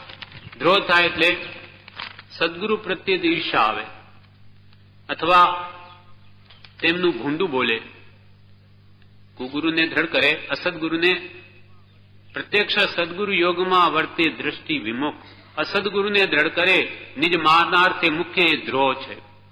સત્પુરુષ હોય એના યોગમાં પણ વર્તે દ્રષ્ટિ વિમુખ, જ્ઞાની પુરુષથી વિમુખ વર્તે અને પોતાના કુગુરુની વાત જ દ્રઢ કરે એ દ્રોહ છે. જે પ્રકારે દ્રોહ થાય, સતદેવ, સદગુરુ અને સદધર્મનો જે પ્રકારે દ્રોહ થાય એટલે કે સદગુરુની ઈર્ષા કરે, ભૂંડું બોલે, નિંદા કરે તો દ્રોહ થાય. અવજ્ઞા થાય, એમની અશાસના કરે, એમના વચનોને અવગણે તથા વિમુખ ભાવ થાય એ આદિ પ્રવૃત્તિ કરે તો એ અનંતાનુબંધીના ભાંગામાં ચાલ્યો જાય, અનંત સંસાર વધારી દે. અને બીજું એથી વિપરીત અસદદેવ, અસદગુરુ તથા અસદધર્મનો જે પ્રકારે આગ્રહ થાય તે સંબંધી કૃતકૃત્યતા માન્ય થાય. જે પોતાને જે ગુરુને માનતો હોય, અસદગુરુ હોય તો પણ એ દ્રઢ માને અને પોતે કૃતકૃત્ય માને કે ધન્ય છીએ કે આપણે આવા ગુરુ મળી ગયા.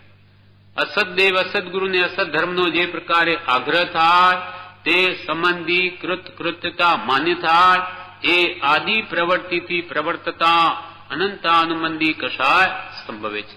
માટે મુખ્યત્વે સાચા દેવગુરુ ધર્મની આશાસના ન થાય ધ્યાન રાખવું અને અસત દેવ, અસત ગુરુ કે અસત ધર્મને કોઈ કાળે ત્યાં માન કે પોષણ આપવું નહીં તો મિથ્યાત્વ ગાઢ થાય છે અને સત પ્રત્યેની શ્રદ્ધા મલિન થાય છે અને અનંતાનુબંધી કષાયને પોષણ થાય છે. માટે સત્પુરુષ છે કે નહીં એ પહેલા જાણીને એને પોષણ આપવું, નહીં તો આપણે પણ એ મિથ્યાત્વને પોષણ આપીએ છીએ બીજાને પણ, તેથી આપણું પણ મિથ્યાત્વ ગાઢ થાય છે. આપણને લાગે કે આ સદગુરુ છે, આપણે ત્યાંથી ખસી જવું. આપણે કઈ નિંદાઈ કરવી નથી અને પોષણ આપવું નથી, એના કર્મ એ જાણે. પણ સત્પુરુષોએ ત્યાં જ આત્માને આત્મજ્ઞાન મળી શકશે, માટે ત્યાં જ રહવું, બીજે ક્યાંય જવું નહીં. વળી કે છે, પ્રભુશ્રી કે છે, આ વિશે કષાયનું ઉપશમન કેવી રીતે કરવું કે અનંતકાળથી આ જીવને રખડાવનાર 5 ઇન્દ્રિયના વિષય અને ક્રોધ, માન, માયા અને લોભ રૂપ કષાય છે. અનંતકાળથી આ જીવને કોણે રખડાવ્યો? આ કષાય ભાવો એ છે. ક્રોધ, માન, માયા, લોભ, 5 ઇન્દ્રિયના વિષયો લોભ કષાયમાં આવી ગયા, માટે વિષય કષાય જ રજડાવ્યો છે. વળી પ્રભુશ્રી કે એક જ્ઞાનીની દ્રષ્ટિએ જે સાચું છે તે સાચું છે, બાકી તો બહારથી ભલે ને શીતળ મહાત્મા દેખાતો હોય અને જ્ઞાની કહે કે તે રાગી છે તો તે ખરું. કશાય ભાવો ઘટ્યા ન હોય અને ઉપરથી મહાત્મા જણાતો હોય તો પ્રભુશ્રી કહે ભલે ને ઉપરથી શીતળ દેખાતો હોય, મહાત્મા જણાતો હોય, પણ અંદરમાં રાગી હોય અને જ્ઞાની પુરુષ કહે કે આ રાગી છે તો તે ખરું. એનું આમ વાત કરીને પ્રભુશ્રી કહે છે, એક શીતળદાસ બાવા હતા, તેને એક જણે આવીને નામ પૂછ્યું કે મહારાજ આપનું નામ શું? તો કહે શીતળદાસ. ફરી પૂછ્યું તો કહે શીતળદાસ. ફરી થોડી વાર રહીને મહારાજ આપનું નામ શું? ત્રીજી વાર પૂછ્યું, ફરી ઉત્તર આપ્યો કે શીતળદાસ. આમ 5-7 વાર પૂછપૂછ કર્યું એટલે એ તો ઉઠ્યો ચીપિયો લઈને મારવા. એટલે પેલા માણસે કહ્યું કે મહારાજ તમારું નામ શીતળદાસ નથી, ખરી રીતે તો અગ્નિદાસ છે. તમે તો અગ્નિ જેવા છો, અંદરથી, બહારથી શીતળ દેખાવો. આમ કુબુરોથી આપણો કષાય ભાવ કદી ઘટે નહીં. જે પોતે અંતરથી કષાય ભાવોથી બળી રહ્યા છે એ આપણા કષાય ભાવોને શું સમાવે? માટે આવા ગુરુઓથી હંમેશા દૂર રહેવું. જ્ઞાન જ્ઞાનીમાં કરો. જ્ઞાન તો જ્ઞાની પાસે, જે જ્ઞાન એ ગુણ છે એ ગુણીમાં રહે, આત્મજ્ઞાન આત્મજ્ઞાનીમાં રહે. માટે જ્ઞાન મેળવવું હોય તો જ્ઞાની પાસે જવું પડશે, એ સિવાય કોઈ આત્મજ્ઞાન નહીં આપી શકે. ક્રોધ, આ ક્રોધનું દ્રષ્ટાંત આપ્યું માન વિશે. પ્રભુશ્રી કહે છે માન ન હોત તો અહીં જ મોક્ષ છે. મનુષ્યોમાં માન વધારે છે. માન કશાયની વિશેષતા છે. દેવોમાં લોભની વિશેષતા છે, તિર્યંચોમાં માયાની વિશેષતા છે, અને નરકમાં ક્રોધ કશાયની વિશેષતા છે. બધા કશાયો તો બધામાં છે અજ્ઞાનીઓમાં, પણ આ વિશેષતાની વાત કરે એટલે મનુષ્યોમાં માન વધારે છે. માન માટે લાખો રૂપિયા ખર્ચી દે. ત્યાં કે છે પૈસો કરીને કેટલાય રૂપિયા ભેગા કરે અને જ્યાં માન મોટાઈ મળતી હોય ત્યાં લાખો ખર્ચી નાખે. એમ પ્રભુશ્રી કહે છે માન ન હોય તો અહીં જ મોક્ષ છે. અને કૃપાળુ દેવે પણ આત્મસિદ્ધિમાં કહ્યું માનાદિ શત્રુ મહા. માન પહેલા કેમ મૂક્યું? ક્રોધ, માન, માયા, લોભ, પણ અહીંયા માન પહેલા લીધું કે માનાદિ શત્રુ મહાશત્રુઓ છે. પણ નિચ્છંદે નમરા જાતા સદગુરુ શરણમાં અલ્પ પ્રયાસે જાય. સત્પુરુષનું શરણ સ્વીકારે, હું તો આપનો દાસ છું, મારામાં શું ગુણ છે? હું તો અનંત દોષ અનંતનું, આપ અનંત ગુણના ભાજન છો. એવો ભાવ જ્યાં રહે ત્યાં માન ચાલ્યું જાય. વિનય કરે સત્પુરુષનો, નમ્ર થઈ જાય, લઘુ થઈ જાય. પુરુષ કે અમારું નામ લઘુ રાખ્યું તો બહુ જ સારું કર્યું છે. લઘુરાજ, આ રાજને લઘુરાજ. અમે તો સૌથી છેલ્લી પંક્તિએ જઈને બેઠા છીએ, કેમ કે લઘુતા માં પ્રભુતા વસે, પ્રભુતાથી પ્રભુ દૂર. એટલે લઘુતા ક્યાં આવે? તો કે સત્પુરુષનું શરણ સ્વીકારે તો. નિચ્છંદે ન મરાય પણ જાતા સદગુરુ શરણમાં અલ્પ પ્રયાસે જાય. માન ન હોત તો અહીં મોક્ષ છે. તે મુકાણું તો કામ થયું. પુરુષ કે એ માન મુકાણું ને વિનયભાવ આવી ગયો. સત્પુરુષનું શરણ સ્વીકાર્યું, હું કઈ ન જાણું એમ કરીને જે જ્ઞાનીને શરણે જાય તો જરૂર માર્ગની પ્રાપ્તિ થાય.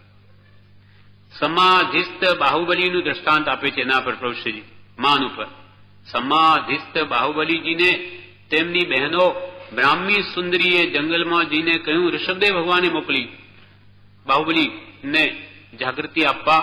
તે બહેનો બે બ્રાહ્મી સુંદરીએ ત્યાં જઈને જંગલમાં કહ્યું, જ્યાં બાહુબલીજી ધ્યાનમાં ઉભા છે, 12 મહિના થવા આવ્યા છે, ત્યાં જઈને કહ્યું કે વીરા મારા ગજ થકી હેઠા ઉતરો.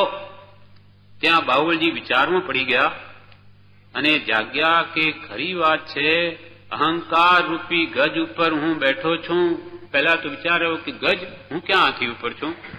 પછી ખ્યાલ આવ્યો કે ઓહો, અહંકાર રૂપી અભિમાન રૂપી હાથી ઉપર બેઠો છું. એમ ધ્યાનમાં આવતા જ નાના ભાઈને હું હવે નમવા જાઉં એમ વિચારીને ઉઠ્યા કે તરત જ કેવળ જ્ઞાન થયું. આટલા જ માનના અહંકારથી કેવળ જ્ઞાન અટક્યું હતું. આ જીવનું માન અહંકારે ભૂંડું કર્યું છે તે મુખ્ય જ છૂટકો છે. પ્રભુ શ્રી કે આવી રીતે દૃષ્ટાંત આપી અનાદિત્ય આ કષાય ભાવોએ એનું અહિત કર્યું છે. પણ હવે આ માન અહંકાર ભૂંડે આત્માનું ભૂંડું કર્યું છે એ મુખ્ય જ છૂટકો છે. એ સિવાય કલ્યાણ થઈ શકે નહીં. નહીં તો આ અહંકારથી કે ક્રોધથી, માનથી કે માયાથી કે લોભથી માયા પણ આત્માને શાંતિ આપે નહીં. અંતરમાં બાળે છે, અંદરમાં કંઈ બીજું કરવામાં વળી બોલે બીજું, કરે વળી ત્રીજું. આમ એ માયા એને અંતરની અંતરમાં બાળ્યા કરે છે કે કોઈ જાણી ન જાય મારો અંતરાશે. અને લોભ તો સદા સર્વજીવોને બાળે છે. ઈચ્છા માત્ર લોભ છે. દરેકને ઘણું બધું જોઈએ છે, મળતું નથી. એના માટેની દોડાદોડ છે. માટે લોભ તો સદા દુઃખ આપે જ છે. પણ એ કોઈક વિચારવાનને કૃપાલ કે જણાય છે માનસિક પીડા, બાકી શારીરિક પીડા તો સ્થૂળ દ્રષ્ટિવાનને પણ જણાય છે. આમ જીવ આ કષાય ભાવોથી સર્વથા દુઃખી છે. એ કષાયોને ઘટાડવા, મટાડવા એ જ મોક્ષ પદ પ્રાપ્તિનો સાચો ઉપાય છે. બોધામૃત ભાગ 3 એક પત્રમાં લખ્યું છે કે સદગુરુનો ઉપદેશ જીવમાં પરિણામ પામે તેવું કોમળ યોગ્યતા વાળું હૃદય થવા કષાય ઘટાડવાની જરૂર છે. જીવ કષાય શા માટે ઘટાડવા છે? યોગ્યતા આવે, હૃદય કોમળ થાય તો સત્પુરુષનો બોધ એના હૃદયમાં ઉતરે. એના માટે કે છે સદગુરુનો બોધ જીવમાં પરિણામ પામે તેવું કોમળ યોગ્યતા વાળું હૃદય થવા કષાય ઘટાડવાની જરૂર છે. જી હવે કષાયો કેવી રીતે ઘટાડવા તેનો ઉપદેશ, એનો બોધ, એનો ઉપાય બ્રહ્મચારી એક પત્રમાં બોધામૃત ભાગ 3 જણાવે છે. હવે મુમુક્ષુને પત્રમાં લખે છે કે આપના પત્રમાં એકાસણા આ ચોમાસામાં કરવા વિચાર છે એમ આપે જણાવ્યું કે આ ચોમાસામાં મારે એકાસણા કરવાનો વિચાર છે તો આપ આજ્ઞા આપો. એમ બ્રહ્મચારીજીને લખ્યું ત્યારે એમણે શું કહ્યું? આપના પત્રમાં એકાસણા આ ચોમાસામાં કરવા વિચાર છે એમ આપે જણાવ્યું. તેના ઉત્તરમાં જણાવવાનું કે જેમ ખાધાનો નિયમ કરીએ છીએ તેમ કષાયનો પણ નિયમ શક્તિ વિચારીને કરવો કે આજે ક્રોધ કોઈના ઉપર ન થાય તેમ વર્તવું. પછી ગમે તેવો પ્રસંગ આવી પડે તો પણ પોતાના ભાવ બગાડવા નહીં. એમાં ઉપાય કયો કે તમે આ ચોમાસામાં એકાસના કરવાનો ભાવ કર્યો, ઘણું સારું છે, ભલે એક સમય જમજો, પણ એની સાથે આ કષાયનો પણ નિયમનો અભ્યાસ કરો કે આજે 1 કલાક હું ક્રોધ નહીં કરું. 1 કલાક પૂરો ઉપયોગ રાખે. ગમે તેવા પ્રસંગ આવે તો પણ મનને કષાય ભાવોમાં જવાની દે. ઉપરથી તો બોલે જ નહીં, મનમાં આવી જાય તો પણ એને વિચારે કરીને સમાવે કે 1 કલાક તો મારે કષાય કરવો નથી. આ અભ્યાસ છે. તેના અનભ્યાસથી, તેના અપરિચયથી, તેને ઉપશમ કરવાથી તેનું મંદપણું દેખાય છે. તે ક્ષીણ થવા યોગ્ય દેખાય છે. ક્ષીણ થઈ શકે છે. તે બંધભાવ ક્ષીણ થઈ શકવા યોગ્ય હોવાથી તેથી રહિત એવો જે શુદ્ધ આત્મ સ્વભાવ તે રૂપ મોક્ષપદ છે. આ મોક્ષપદ પ્રાપ્તિનો ઉપાય કે છે કષાયો કેવી રીતે ઘટાડવા છે. તેમ કષાયનો પણ નિયમ શક્તિ વિચારીને કરવો કે આજે ક્રોધ કોઈના ઉપર ન થાય તેમ મારે વર્તવું છે. પછી ગમે તેવો પ્રસંગ આવી પડે તો પણ પોતાના ભાવ બગાડવા નહીં. કલાક જોવું કે રહી શકાય છે તો 2 કલાક, 4 કલાક, આખો દિવસ એમ પ્રયત્ન કરવો. એમ કરતા ક્રોધ ઓછો સહેજે થાય છે અભ્યાસે કરીને. એમ જણાય ત્યારે ક્રોધ અને માન એ બંનેનો નિયમ રખાય. એક દિવસે ક્રોધનો અભ્યાસ કર્યો, આવી રીતે એમાં જય મળી જાય કે એવા નિમિત્તો બન્યા છતાં હું ટકી શક્યો. પછી માનનો સાથે લેવું કે હવે મારે માનમાં તણાવવું નથી. એ પણ જમા સમજાવે છે. એમ જ્યાં જણાય ત્યારે ક્રોધ અને માન એ બંનેનો નિયમ રખાય. ગમે તે વખાણે આજે કેમ મારે માનમાં તણાવવું નથી, તે વખતે ગમે તે વખાણે કે ગમે તેવું રૂપ હોય, રૂપનું અભિમાન નહીં, ગમે તે વખાણે કે ગમે તેવું રૂપ હોય કે તપ થયું હોય કે સારી સમજણ હોય, ધર્મનું કામ થતું હોય તો પણ અભિમાન થઈ ન જાય તેવી વૃત્તિઓ ઉપર ચોકી રાખવા શીખવાનું છે. ચોકી રાખતા શીખવાનું છે કે હવે મારે આજ માનમાં તણાવવું નથી. કોઈ ગમે તેવી પ્રશંસા કરે પણ મારે રૂપ બળ જ્ઞાન મદ, રૂપ મદ બળ મદ કે તપ મદ ગમે તે હોય એની કોઈ પ્રશંસા કરે કે ભાઈ તમે તો ઘણા તપસ્વી છો, તમે તો ઘણું જાણો છો, તમારી શું વાત કરવી, આ બધા પડવાના ધંધા છે. શું તુચ્છ શું જાણે આજે. જ્ઞાની પુરુષના અનંત જ્ઞાન આગળ એનો અનંતાંશ પણ નથી. પહેલા તો જ્ઞાન જ વિચ્છેદ થઈ ગયું, સમુદ્રના બિંદુ જેટલું રહ્યું અને એ રહ્યું છે એનો અંશ પણ નથી જાણતો, અનંતાંશ. તેનો વળી અભિમાન શું? એમ મનને વિચારી અને માનને રોકે. કોઈ કહે તો પણ મનને વિચારીને અભિમાનમાં જવાની દે એમ અભ્યાસ કરે. પછી માયા, ક્રોધ અને માયા પર આવી રીતે વિજય મેળવતા એને અંતરમાં જણાર, ત્યારે પછી માયા અને લોભ એ કશાયો ઓછા કરવા પ્રયત્ન કરવો. 5 ઇન્દ્રિયના વિષયોમાં મોહ ઓછો કરવો, માયાને ઘટાડવી કે મન કોઈ માયામાં કોઈ ષડયંત્ર નથી કરતું, કોઈને ઠગવા માટે અંદરમાં તો બીજો વિચાર નથી. અને પછી લોભ તપાસવો. ઈચ્છા માત્ર લોભ છે. હે જીવ ક્યા ઈચ્છત હવે, હે ઈચ્છા દુઃખ મૂળ, જબ ઈચ્છા કા નાશ તબ મિટે અનાદિપુર. એમ ક્રોધ માન માયાને લોભ ચારે ભાવોને વિચારે કરીને રોકવા અને પ્રતિદિન અમુક સમય રાખી કે આ સમય પૂરતું મારું આમાં તણાવવું નથી એમ અભ્યાસ કરે તો થાય એવું છે. પછી માયા અને લોભ એમ કશાયો ઓછા કરવા પ્રયત્ન કરવો. 5 ઇન્દ્રિયોના વિષયોમાં મોહ ઓછો કરવો, વિષયોનો રસ પણ ઘટાડવો, જે અનાદિનો અભ્યાસ છે. 5 ઇન્દ્રિયના વિષયોમાં પણ મોહ ઓછો કરવો. રાગ દ્વેષ ઘટાડવાની આજ્ઞા જ્ઞાની પુરુષોની છે, તે જેટલી પડે તેટલો ધર્મ થયો સમજવા યોગ્ય છે. આ રાગ દ્વેષ ઘટાડવાની આજ્ઞા જ્ઞાની પુરુષોની છે, તે જેટલી પડે તેટલો ધર્મ થયો સમજવા યોગ્ય છે. રાગ દ્વેષ એટલા આપણે ઘટાડી શકાય વિચારે કરીને તો આપણે આજ્ઞા પાડી એમ કહેવાય. અને આ જ પુરુષાર્થ છે. શું પુરુષાર્થ કરવો? આપણે સત્પુરુષાર્થ કરવાનું જે કહ્યું, જો ઈચ્છો પરમાર્થ તો કરો સત્ય પુરુષાર્થ. શું પુરુષાર્થ કરવો? તો કે આ કશાય ભાવોને ઘટાડવા, ક્રોધ માન માયા લોભને ઓછા કરવા, 5 ઇન્દ્રિયના વિષયો શબ્દ રૂપ રસગંધ સ્પર્શ, ઘણી જ્યાં જ્યાં જોવાની સૂંઘવાની સાંભળવાની સ્પર્શવાની આ બધી આસક્તિઓ થાય છે તેને વિચારે કરીને રોકવી, આ સત્પુરુષાર્થ છે. અથવા રાગદ્વેષના ભાવોને મંદ કરવા, એકદમ તો નાશ નહીં પામે એને ઘટાડવાનો પ્રયાસ કરવો, એ સત્પુરુષાર્થ છે. કામ ક્રોધાદી ભાવો કે રાગ દ્વેષ વિષય કશાને મંદ કરવા એ સત્પુરુષાર્થ છે. વળી આગળ સત્પુરુષાર્થમાં ઘણું વિસ્તારથી સમજાવશે કે પોતાના આત્માને ઓળખવા માટે આત્મા સંબંધીનું જ્ઞાન મેળવવું એ સત્પુરુષાર્થ છે. અને જયારે આત્મા સંબંધી એને નિર્મળ કરવા, મોક્ષ દેવ નિજ શુદ્ધતા એ પ્રયાસ કરશે એટલે આ બધું આવશે કે ભાઈ રાગદ્વેષ કામ ક્રોધ ઘટાડો. એના માટે શું કરવું? સત્સંગ કરો, ભક્તિ કરો, સ્વાધ્યાય કરો, એ બધા સત્પુરુષાર્થ છે. અહીંયા કઈ પુરુષાર્થ એટલે કઈ ખાડા ખોદવાના નથી કે માથે વજન ઉપાડવાનું નથી કે મારે ત્યાં થઈ શકે નહીં. માત્ર પ્રભુ શ્રી કે પ્રભુ સમજણ ફેરવવાની છે, બસ એ જ પુરુષાર્થ છે. અનાદિની મિથ્યા માન્યતાઓને સમ્યક કરી નાખવાની છે, અનાદિની દેહમાં આત્મબુદ્ધિને ટાળવાની છે, એ જ પુરુષાર્થ છે.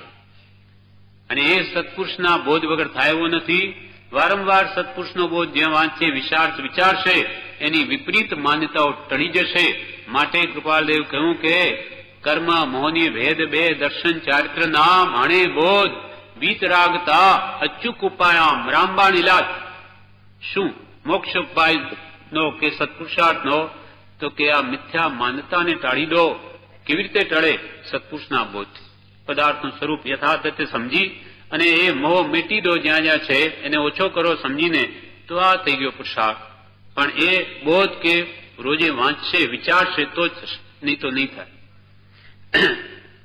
એટલે વારંવાર આપણને આગળ કહેશે સત્પુરુષાર્થમાં કે કંઈક વાંચો, કંઈક વિચારો, રોજે સમય એના માટે ફાળવો, તો એ સત્પુરુષાર્થ થશે. ભક્તિ સ્વાધ્યાય વડે તમારું કામ થઈ જશે. હવે આ પ્રમાણે આ કશાય ભાવો ઘટાડવા કહ્યું અને વળી કહ્યું કે એકાશનું ઉપવાસ 2 વખત આહાર લેવો કે ક્રોધ આદિ ન કરવા વિશે જે કરવું યોગ્ય લાગે અને પડે એમ જણાય તે આત્માર્થે માત્ર આત્માર્થના લક્ષ્ય આ ચોમાસામાં કરવામાં હરકત નથી. કરેલા નિયમો ભૂલ થાય તો પશ્ચાતાપ કરી ક્ષમાપનાનો પાઠ બોલી ફરી તેવી ભૂલ ન થાય તેવી કાળજી રાખવી ઘટે છે. આપણે અભ્યાસ કરતા હોય કશાયોને ઘટાડવાનો ક્રોધમાન નાલોભને, પણ ભૂલી ગયા, ફરી ક્રોધ થઈ ગયો તો પશ્ચાતાપ કરો, મારે કરવો નહોતો, હે જીવ તું ફરી ભૂલ્યો. એમ વારંવાર પશ્ચાતાપ થશે એટલે આ જીવને લાગશે કે આ વારંવાર દુઃખી થવું એના કરતો મૂકી દેવું, તે વખતે જ સહન કરી લેવું. પછી મન બહુ દુઃખી થાય, ખેદ થાય, એના કરતો તે ટાઈમે જ સંયમ રાખી લો તો પછી આ દુઃખ નહીં થાય. એમ ખેદ થવો જોઈએ કે આ પાછો ક્રોધમાં ચાલી ગયો, પાછી માનમાં ગયો, ફરી માયા, ફરી લોભ, એમ વારંવાર વિચારે તો એ જરૂર ઘટશે. કેમ કે ઘટે એવી વસ્તુ છે, માટે એનો નાશ નિશ્ચિત છે. હવે પરમ કૃપાળુ દેવ એ વિશે બોધામૃત ભાગ 3 કોઈને પત્રમાં આ પર્યુષણ પર્વ સંબંધી બ્રહ્મચારીજી લખે છે કે પરમ કૃપાળુ દેવે કહ્યું છે કે કશાય ઘટે તેટલું કલ્યાણ છે, એમ માટે તે લક્ષ્યમાં રાખી મૈત્રી ભાવ વધે અને ક્લેશના કારણો નિર્મૂળ થાય તે તરફ લક્ષ્ય રાખવા સર્વ ભાઈ બહેનોની વિનંતી છે. પર્યુષણ પર્વમાં લખે છે. પર્યુષણ પર્વ આવી ગયા છે. આ ક્ષમણી પર્વ છે. 12 મહિનામાં જે કંઈ કોઈને વિશે અપરાધ થયો હોય, બોલચાલ બંધ થઈ હોય તે બધું ભૂલી જઈ અને ફરીથી નવું વર્ષ એટલે કે નવી આ અબોલા થયા, અણબનાવ થયા, બધા ભૂલી જઈ ક્ષમાવી અને એ પાપોને નિવૃત્ત કરવાનો આ પર્વ છે. ક્ષમણી પર્વ, ક્ષમાપના કરવાનો એ વિશે જણાવે છે કે પરમ કૃપાળુ દેવે કહ્યું છે કે કશાય ઘટે કલ્યાણ છે તે લક્ષ્યમાં રાખી મૈત્રી ભાવ વધે અને ક્લેશના કારણો નિર્મૂળ થાય તે ઉપર લક્ષ્ય રાખવા સર્વ ભાઈ બહેનોને વિનંતી છે. અમુક સાથે તો મારે અબોલા છે, મારે તો બોલવાનું નથી, એની સાથે કોણ બોલે? અમુક સાથે મારે તો અબોલા, અણબનાવ કે વ્યવહાર પ્રત્યે જેના ઊંચા મન છે એમ હોય તે વિચારી દરેકે પોતાના આત્મહિત માટે નમતું મૂકી કંઈ ઘસાઈને કે તેને પગે પડીને પાઘડી ઉતારીને પણ વૈરભાવ ન રહે તેમ પ્રજ્ઞાપૂર્વક કર્તવ્ય છે. પ્રજ્ઞાપૂર્વક, બુદ્ધિપૂર્વક કે મારી ભૂલ થઈ છે, ભલે સામો વ્યક્તિ કશાયમાં હોય પણ મારે તો છૂટવું છે એવો ભાવ રાખીને જેના પ્રત્યે અબોલા, અણબનાવ હોય, ઊંચું મન હોય તે વિચારી આપણા આત્માના હિત માટે નમતું મૂકી કંઈ ઘસાઈને એટલે કંઈ આપીને પણ જો કશાય જતા હોય તો એ નિર્મૂળ કરવા અને તેને પગે પડીને પાઘડી ઉતારીને પણ વૈરભાવ ન રહે એમ પ્રજ્ઞાપૂર્વક કર્તવ્ય છે. સમજણપૂર્વક, પ્રજ્ઞાની પૂર્વકની સરળતા લાવી જે કંઈ પણ કોઈની સાથે અણબનાવ હોય ઘસાઈને પણ, પૈસા આપીને જતું હોય તો કરીને પણ વૈરભાવ નહીં જોઈએ. કેટલા કાળ જીવવું છે? કાલે મરી ગયા તો પૂર્વમાં વેર નડશે. આપણે એ કાળ તો 5-10 વર્ષ કાઢવા છે. માટે જ્ઞાની પુરુષો કે જે વેરભાવને કૃપાલદેવ કહ્યું છે કે વેરભાવ હોય તો આજે નિર્મૂળ કરજે, રાખતો નહીં. અને એના માટે જ આ પર્વ છે. કેમ કે આપણે બોલીશું સમશ્રીના દિવસે, એમાં કે છે આત્માર્થી સંવત્સર સમકિતતા મુનિકો પક્ષ શ્રાદ્ધ ચોમાસી, મુનિકો પક્ષ શ્રાદ્ધ ચોમાસી સંવત્સર સમકિતિતના આત્માર્થે કરીએ કામના. મારા આત્માના કલ્યાણ અર્થે ભગવંતું કામના કરું છું, કમાવું છું. મુનિકો પક્ષ, આરાધક ક્યાં સુધી કયા? મુનિ હોય તો એને પખવાડિયામાં કમાવવું જ પડે, નહીં તો એ વિરાધક છે. પખવાડિયું એટલે 15 દિવસમાં એને જ્યાં કોઈની સાથે અણબનાવ થયો હોય એને માફી માંગવી જ પડે, નહીં તો એ આરાધક નથી પણ એ મુનિ વિરાધક છે. મુનિકો પક્ષ શ્રાદ્ધ ચોમાસી, જે શ્રાવક વ્રતિ, પંચમ ગુણસ્થાન વ્રતિ શ્રાવક હોય તેને શ્રાદ્ધ 4 મહિના, મોડામાં મોડા 4 મહિનામાં એને ખમાવવું જ જોઈએ, નહીં તો એ દ્વાદશ વ્રતધારી શ્રાવક નથી પણ વિરાધક છે. અને સંવત્સર સમકીતિતના, સમકીતિ એટલે શ્રદ્ધારૂપ સમકીત જેને છે કે આત્માનુભવરૂપ ચોથે ગુણ સ્થાન કરેલા હોય કે શ્રદ્ધા જેને સાચા દેવગુરુ ધર્મ પ્રત્યે હોય, મુમુક્ષુ હોય, એને પણ મોડામાં મોડું 12 મહિનામાં તો એ કશાય ભાવોને ખમાવી જ લેવું જોઈએ, નહીં તો તે આરાધક નથી પણ વિરાધક છે. એ પોતાના આત્માની આરાધના નથી કરતો એમ અહીંયા કહ્યું. મુનિકો પક્ષ શ્રાદ્ધ એટલે શ્રાવક, શ્રાદ્ધ ચોમાસી, સંવત્સર એટલે 1 વર્ષ, સંવત્સર સમકીતિતના ઇનહદ તક અવિરાધનાયાખી, ઇનહદ તક અવિરાધનાયાખી, અતઃ પરમ વિરાધના વાલા, અતઃ પરમ વિરાધના આત્માર્થે કરીએ કામના. ઇનહદ તક, આ હદ આપી, ઇનહદ તક અવિરાધના, ત્યાં સુધી તો તે અવિરાધક છે, પણ અતઃ પરમ એનાથી આગળ વિરાધના, તે વિરાધક છે. તો આપણે વિરાધક થવું નથી, આપણે તો આરાધના કરવી છે, માટે તો અહીંયા આવ્યા છીએ. માટે જેની સાથે ખરેખર અણબનાવ થયો હોય તેને કાગળ લખીને, પગે પડીને, જ્ઞાની પુરુષો કે જે ઘસાઈને પણ એને કંઈ આપવું હોય તો આપીને પણ એ મૂકી દેવું. એ તો ભવોભવ ક્યાં વેર ભાવ લઈને જઈશું અને ત્યાં ક્યાં દુઃખ ભોગવીશું. આજે તો છે આપણી પાસે, તો આપીને છૂટા થઈ જવું, કાલે તો હોય નહીં આગલા ભાવમાં, તો શું આપીશું? એટલે અહીંયા કહ્યું કે જેની સાથે અબોલા અણબનાવ કે વ્યવહાર પ્રત્યે જેના ઊંચા મન છે એમ હોય તે વિચારી દરેકે પોતાના આત્મહિત માટે નમતું મૂકી કંઈક ઘસાઈને કે તેને પગે પડીને પાઘડી ઉતારીને પણ વૈરભાવ ન રહે એમ પ્રજ્ઞાપૂર્વક કર્તવ્ય છે, સમજીને કર્તવ્ય છે.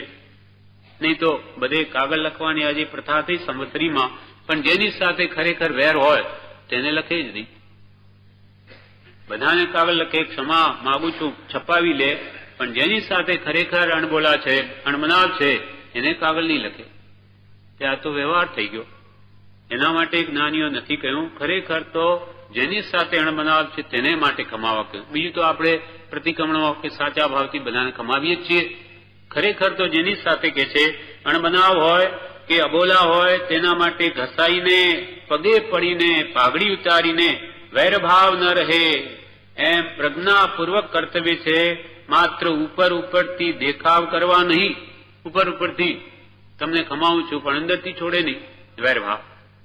માત્ર ઉપર ઉપરથી દેખાવ કરવા નહીં, પણ સાચા દિલથી બીજાના દોષ માફ કરીને, દોષ હોય માનો કે બીજાના, આપણને લાગતા હોય કે એમ તો જ નથી બોલતો, એમ સામે તો હોય કે નહીં હોય, પણ આપણને એમ લાગે કે પેલો જ દોષી છે, છતાં પણ બીજાના સાચા દિલથી બીજાના દોષ માફ કરીને તથા પોતાના દોષની ક્ષમા માગીને, મારો પણ કોઈ દોષ થયો એમ કરીને માફી માગીને આ પર્યુષણ પર્વને સફળ કરવા યોગ્ય છે. જી પરમ વિનયપણું આપણે સર્વ પામીએ એ જ પરમ કૃપાળુ દેવ પ્રત્યે પ્રાર્થના છે. જી આપણે પરમ વિનય ભાવને પામીએ એ જ પરમ કૃપાળુ દેવ પ્રત્યે પ્રાર્થના છે. જી આપણે સર્વથી નાના છીએ તો અહંકાર આવે નહીં, અને અહંકાર ન હોય તો વેર વિરોધ કોની સાથે રાખે? આપણે બધાથી નાના છીએ એવો ભાવ જો રાખે તો શાનો અહંકાર આવે? અને અહંકાર ન હોય તો વિરોધ પણ કોની સાથે કરે? આમ આપણને આ શિખામણ આપી. વળી એક બીજા પત્રમાં લખે છે, આપ મુમુક્ષુ ભાઈ બહેનોમાં કોઈ સાંસારિક કારણે કે ધર્મના નિમિત્તે એકબીજા પ્રત્યે વેર વિરોધના કારણો ઉભા થયા હોય તે પરસ્પર સમજી લઈને એકબીજામાં ધર્મ પ્રેમની વૃદ્ધિ થાય તથા એકબીજાને ત્યાં જતા આવતા ન હોય, બોલાચાલીનો પ્રસંગ બંધ થયો હોય તેવા નિમિત્તો સમજૂતીથી 5 જણ મળી પતાવી આખા ગામમાં સંપ સલાહ શાંતિથી બધા વર્તો તો આ વર્ષના પર્યુષણ પર્વ યથાર્થ થયા ગણાય. અબોલા કે બોલાચાલી બંધ થઈ હોય, જતા આવતા ન હોય, આવા નિમિત્તો 5 જણ મળીને પણ પતાવી આખા ગામમાં સંપ સલાહ શાંતિથી બધા વર્તો તો આ વર્ષના પર્યુષણ પર્વ યથાર્થ થયા ગણાય. તો કે પર્યુષણ પર્વ તમારો સફળ થયો. વળી ત્રીજા પત્રમાં લખે છે, આ પર્યુષણ પર્વ આવીને ગયા, પણ કશાયને પ્રમાદને કારણે બધા એકત્ર ન થઈ શક્યા, નહીં થયા. કોઈને એવું લખ્યું કે એ પર્યુષણ પર્વ આવીને ગયા છતાં ગામમાં કશાય ક્લેશ ઘટ્યો નહીં. આ પર્યુષણ પર્વ આવીને ગયા પણ કશાયને પ્રમાદને કારણે બધા એકત્ર ન થઈ શક્યા, તો હવે તે કારણો દૂર કરી ભક્તિનો રંગ જે પ્રતિષ્ઠા વખતે દેખાતો હતો, પ્રતિષ્ઠા વખતે મંદિરનો આ નિમિત્ત છે, એના નિમિત્તે ફંટ પડી ગયા.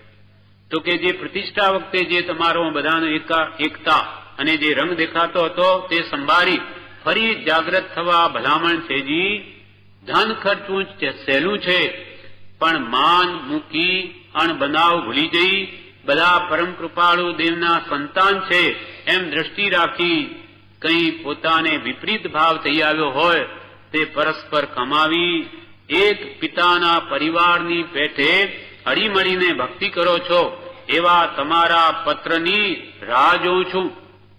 બ્રહ્મચારીજી લખે છે કે આવી રીતે પર્યુષણે ચાલ્યા ગયા, કશાય ભાવ નહીં શમ્યો, તો હવે તમે પ્રતિષ્ઠા વખતે જેવો રંગ એ લાવો, બધા એકમેક થઈને રહો. પૈસા ખર્ચવા તો ચલા છે, પણ આ માન મૂકવું અઘરું છે.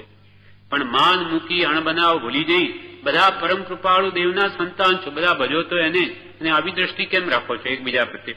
એમ દ્રષ્ટિ રાખી બધા પરમ કૃપાળુ દેવના સંતાન છે એમ દ્રષ્ટિ રાખી કંઈ પોતાની વિપરીત ભાવ આવ્યો હોય, આવે એવા કર્મના ઉદય તો એકબીજા પ્રત્યે બીજો ભાવ આવી જાય, ભૂલ થઈ ગઈ, હવે તો ક્ષમાવીને એથી છૂટી જઈએ. આવો ભાવ આવ્યો તે પરસ્પર ખમાવી એક પિતાના પરિવારની પેટે હળીમળીને ભક્તિ કરો છો એવા તમારા પત્રની રાહ જોઉં છું. એટલે કશાયનું ઉપશમન એ પણ મોક્ષ પ્રાપ્તિમાં એક પ્રબળ કારણ છે. કેમ કે કશાયો ઘટે નહીં ત્યાં સુધી મોક્ષનો ઉપાય સાધી શકાય નહીં. તેથી કશાયનું ઉપશમન એ પણ એક મુખ્ય કારણ થયું. હવે ત્યાર પછી ભક્તિ. કૃપાલદેવ શું કહ્યું? વૈરાગ્ય ભક્તિ આદિ સાધન પ્રત્યક્ષ છે. ભક્તિ મોક્ષના ઉપાયમાં પ્રભુ પ્રત્યે સાચી ભક્તિ પ્રગટાવવી એ મોક્ષ મેળવવા માટેનો સર્વશ્રેષ્ઠ ઉપાય છે. ભક્તિ સત્પુરુષના ગુણો પ્રત્યેનો અનુરાગ એ પણ મોક્ષના ઉપાયમાં એક પ્રબળ કારણ છે, બળવાન નિમિત્ત છે. એ વિશે પણ વચનામૃતમાં પરમ કૃપાલદેવ જણાવે છે. ઉપદેશ છાયામાં કૃપાલદેવે કહ્યું, ભક્તિ એ સર્વોત્કૃષ્ટ માર્ગ છે. ભક્તિ એ સર્વોત્કૃષ્ટ માર્ગ છે. ભક્તિથી અહંકાર મટે, સ્વચ્છંદ ટળે અને સીધા માર્ગે ચાલ્યું જવાય.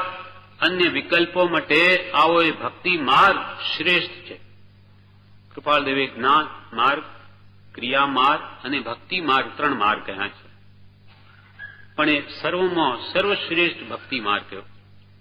કૃપાલદેવે લખ્યું છે 832માં પત્રમાં કે જ્ઞાન માર્ગ 693 જ્ઞાન માર્ગ દુરારાધ્ય છે. પરમાવ ગાઢ દશા પામ્યા પહેલા તે માર્ગે પડવાના ઘણા સ્થાનક છે. સંદેહ, વિકલ્પ, સ્વચ્છંદતા, અતિ પરિણામીપણું એ આદિ કારણો વારંવાર તે માર્ગે પડવાના હેતુઓ થાય છે અથવા ઉર્ધ્વ ભૂમિકા પ્રાપ્ત થવા દેતા નથી. આ જ્ઞાન માર્ગની વ્યાખ્યા કરી. જ્ઞાન માર્ગ એ જ્ઞાનીઓનો માર્ગ છે. જે ઘણી ઊંચી દશા પામ્યા હોય તેને જ એ યોગ્ય છે. જેમ કે શ્રી કુંદકુંદાચાર્ય જે કે આત્મામાં ઘણા સ્થિત હતા, એમ કૃપાલદેવે કહ્યું, એમને નમસ્કાર કર્યા. જેમણે સમયસાર વગેરે નિશ્ચય પ્રધાન ગ્રંથો લખ્યા. એ ઘણી ઊંચી દશાને પામેલા એ મહાત્મા માટે યોગ્ય હતું. એ ઊંચી ભૂમિકામાં રહેતા એ મહાત્માના માટે ગ્રંથો છે. એ આપણા જેવા લઈને નિશ્ચય પ્રધાન દ્રષ્ટિ પ્રથમ કરી લે તો એ ભૂલો પડે છે, તો આ બધા દોષો ઉત્પન્ન થાય. જ્ઞાન માર્ગ દુરારાધ્ય છે. પરમાવ ગાઢ દશા પામ્યા પહેલા તે માર્ગે પડવાના ઘણા સ્થાનક છે. સંદેહ, વિકલ્પ થાય, સ્વચ્છંદપણું આવી જાય અથવા અતિ પરિણામી પણ કે આપણે તો બધું જાણી લીધું, પણ અતિ પરિણામ એટલે જે પરિણામ એટલે ભાવ ઉપજ્યા નથી માની બેસે કે આપણે તો બધું જ જાણી લીધું. આત્મા તો કેવો છે? જેમ કૃપાલદેવે શુષ્ક જ્ઞાની પણ આવી જાય. બંધ મોક્ષ છે કલ્પના ભાખે વાણી માય વર્તે મોહાવેશમાં શુષ્ક જ્ઞાની તે આય. બંધ મોક્ષ કલ્પના છે. આત્માને બંધે નથી, મોક્ષે નથી. આત્મા તો અબદ્ધ, સ્પષ્ટ, અનન્ય છે, નિયત, વિશેષ છે. એમ આત્માની જે મૂળ રિદ્ધિઓ છે, સંપત્તિઓ છે, એની વાતો કરીને વર્તે મોહાવેશમાં. બંધ મોક્ષ જે કલ્પના, નિશ્ચયને આત્મામાં બંધે નથી, મોક્ષે નથી, પણ વ્યવહારે બધું છે. બંધ મોક્ષે કલ્પના ભાકે વાણીમાં અને વર્તે મોહાવેશમાં. રાગદ્વેષ છોડે નહીં. વર્તે મોહાવેશમાં શુષ્ક જ્ઞાની થયા. તેને લુખ્ખા જ્ઞાની કહ્યા. માત્ર વાચા જ્ઞાનીઓ એ સતને નહીં પામી શકે, માટે કહ્યું જ્ઞાન માર્ગ ધરારા છે. અતિ પરિણામ પણ આવી જાય. તેવી જ રીતે ક્રિયા માર્ગ વિશે જે જગતમાં જડ ક્રિયાઓ કરીને ધર્મ માને છે, એના માટે કૃપાલ દેવે કહ્યું કોઈ ક્રિયા જડ થઈ રહ્યા શુષ્ક જ્ઞાનમાં કોઈ માને માર્ગ મોક્ષ નો કરુણા ઉપજે જોય. ક્રિયા જડ પણ ખૂબ તપ કરે, ખૂબ ધ્યાન કરે, જપ કરે અને પોતાને આરાધક માને, મુમુક્ષુ માને અથવા ધર્મી માને અને અંતરમાં આત્માર્થનું લક્ષ ન હોય, માત્ર જડ એવી ક્રિયા લક્ષ વગરની એ કોઈ દિવસ મુક્તિ ના આપે. ભલે એ ક્રિયાઓ વડે એ પુણ્ય બાંધીને એકાદ ભવ ઇન્દ્રિય સુખ પામે દેવલોકના, પણ ત્યાંથી પાછો આવીને સંસારનો સંસાર જ રહે.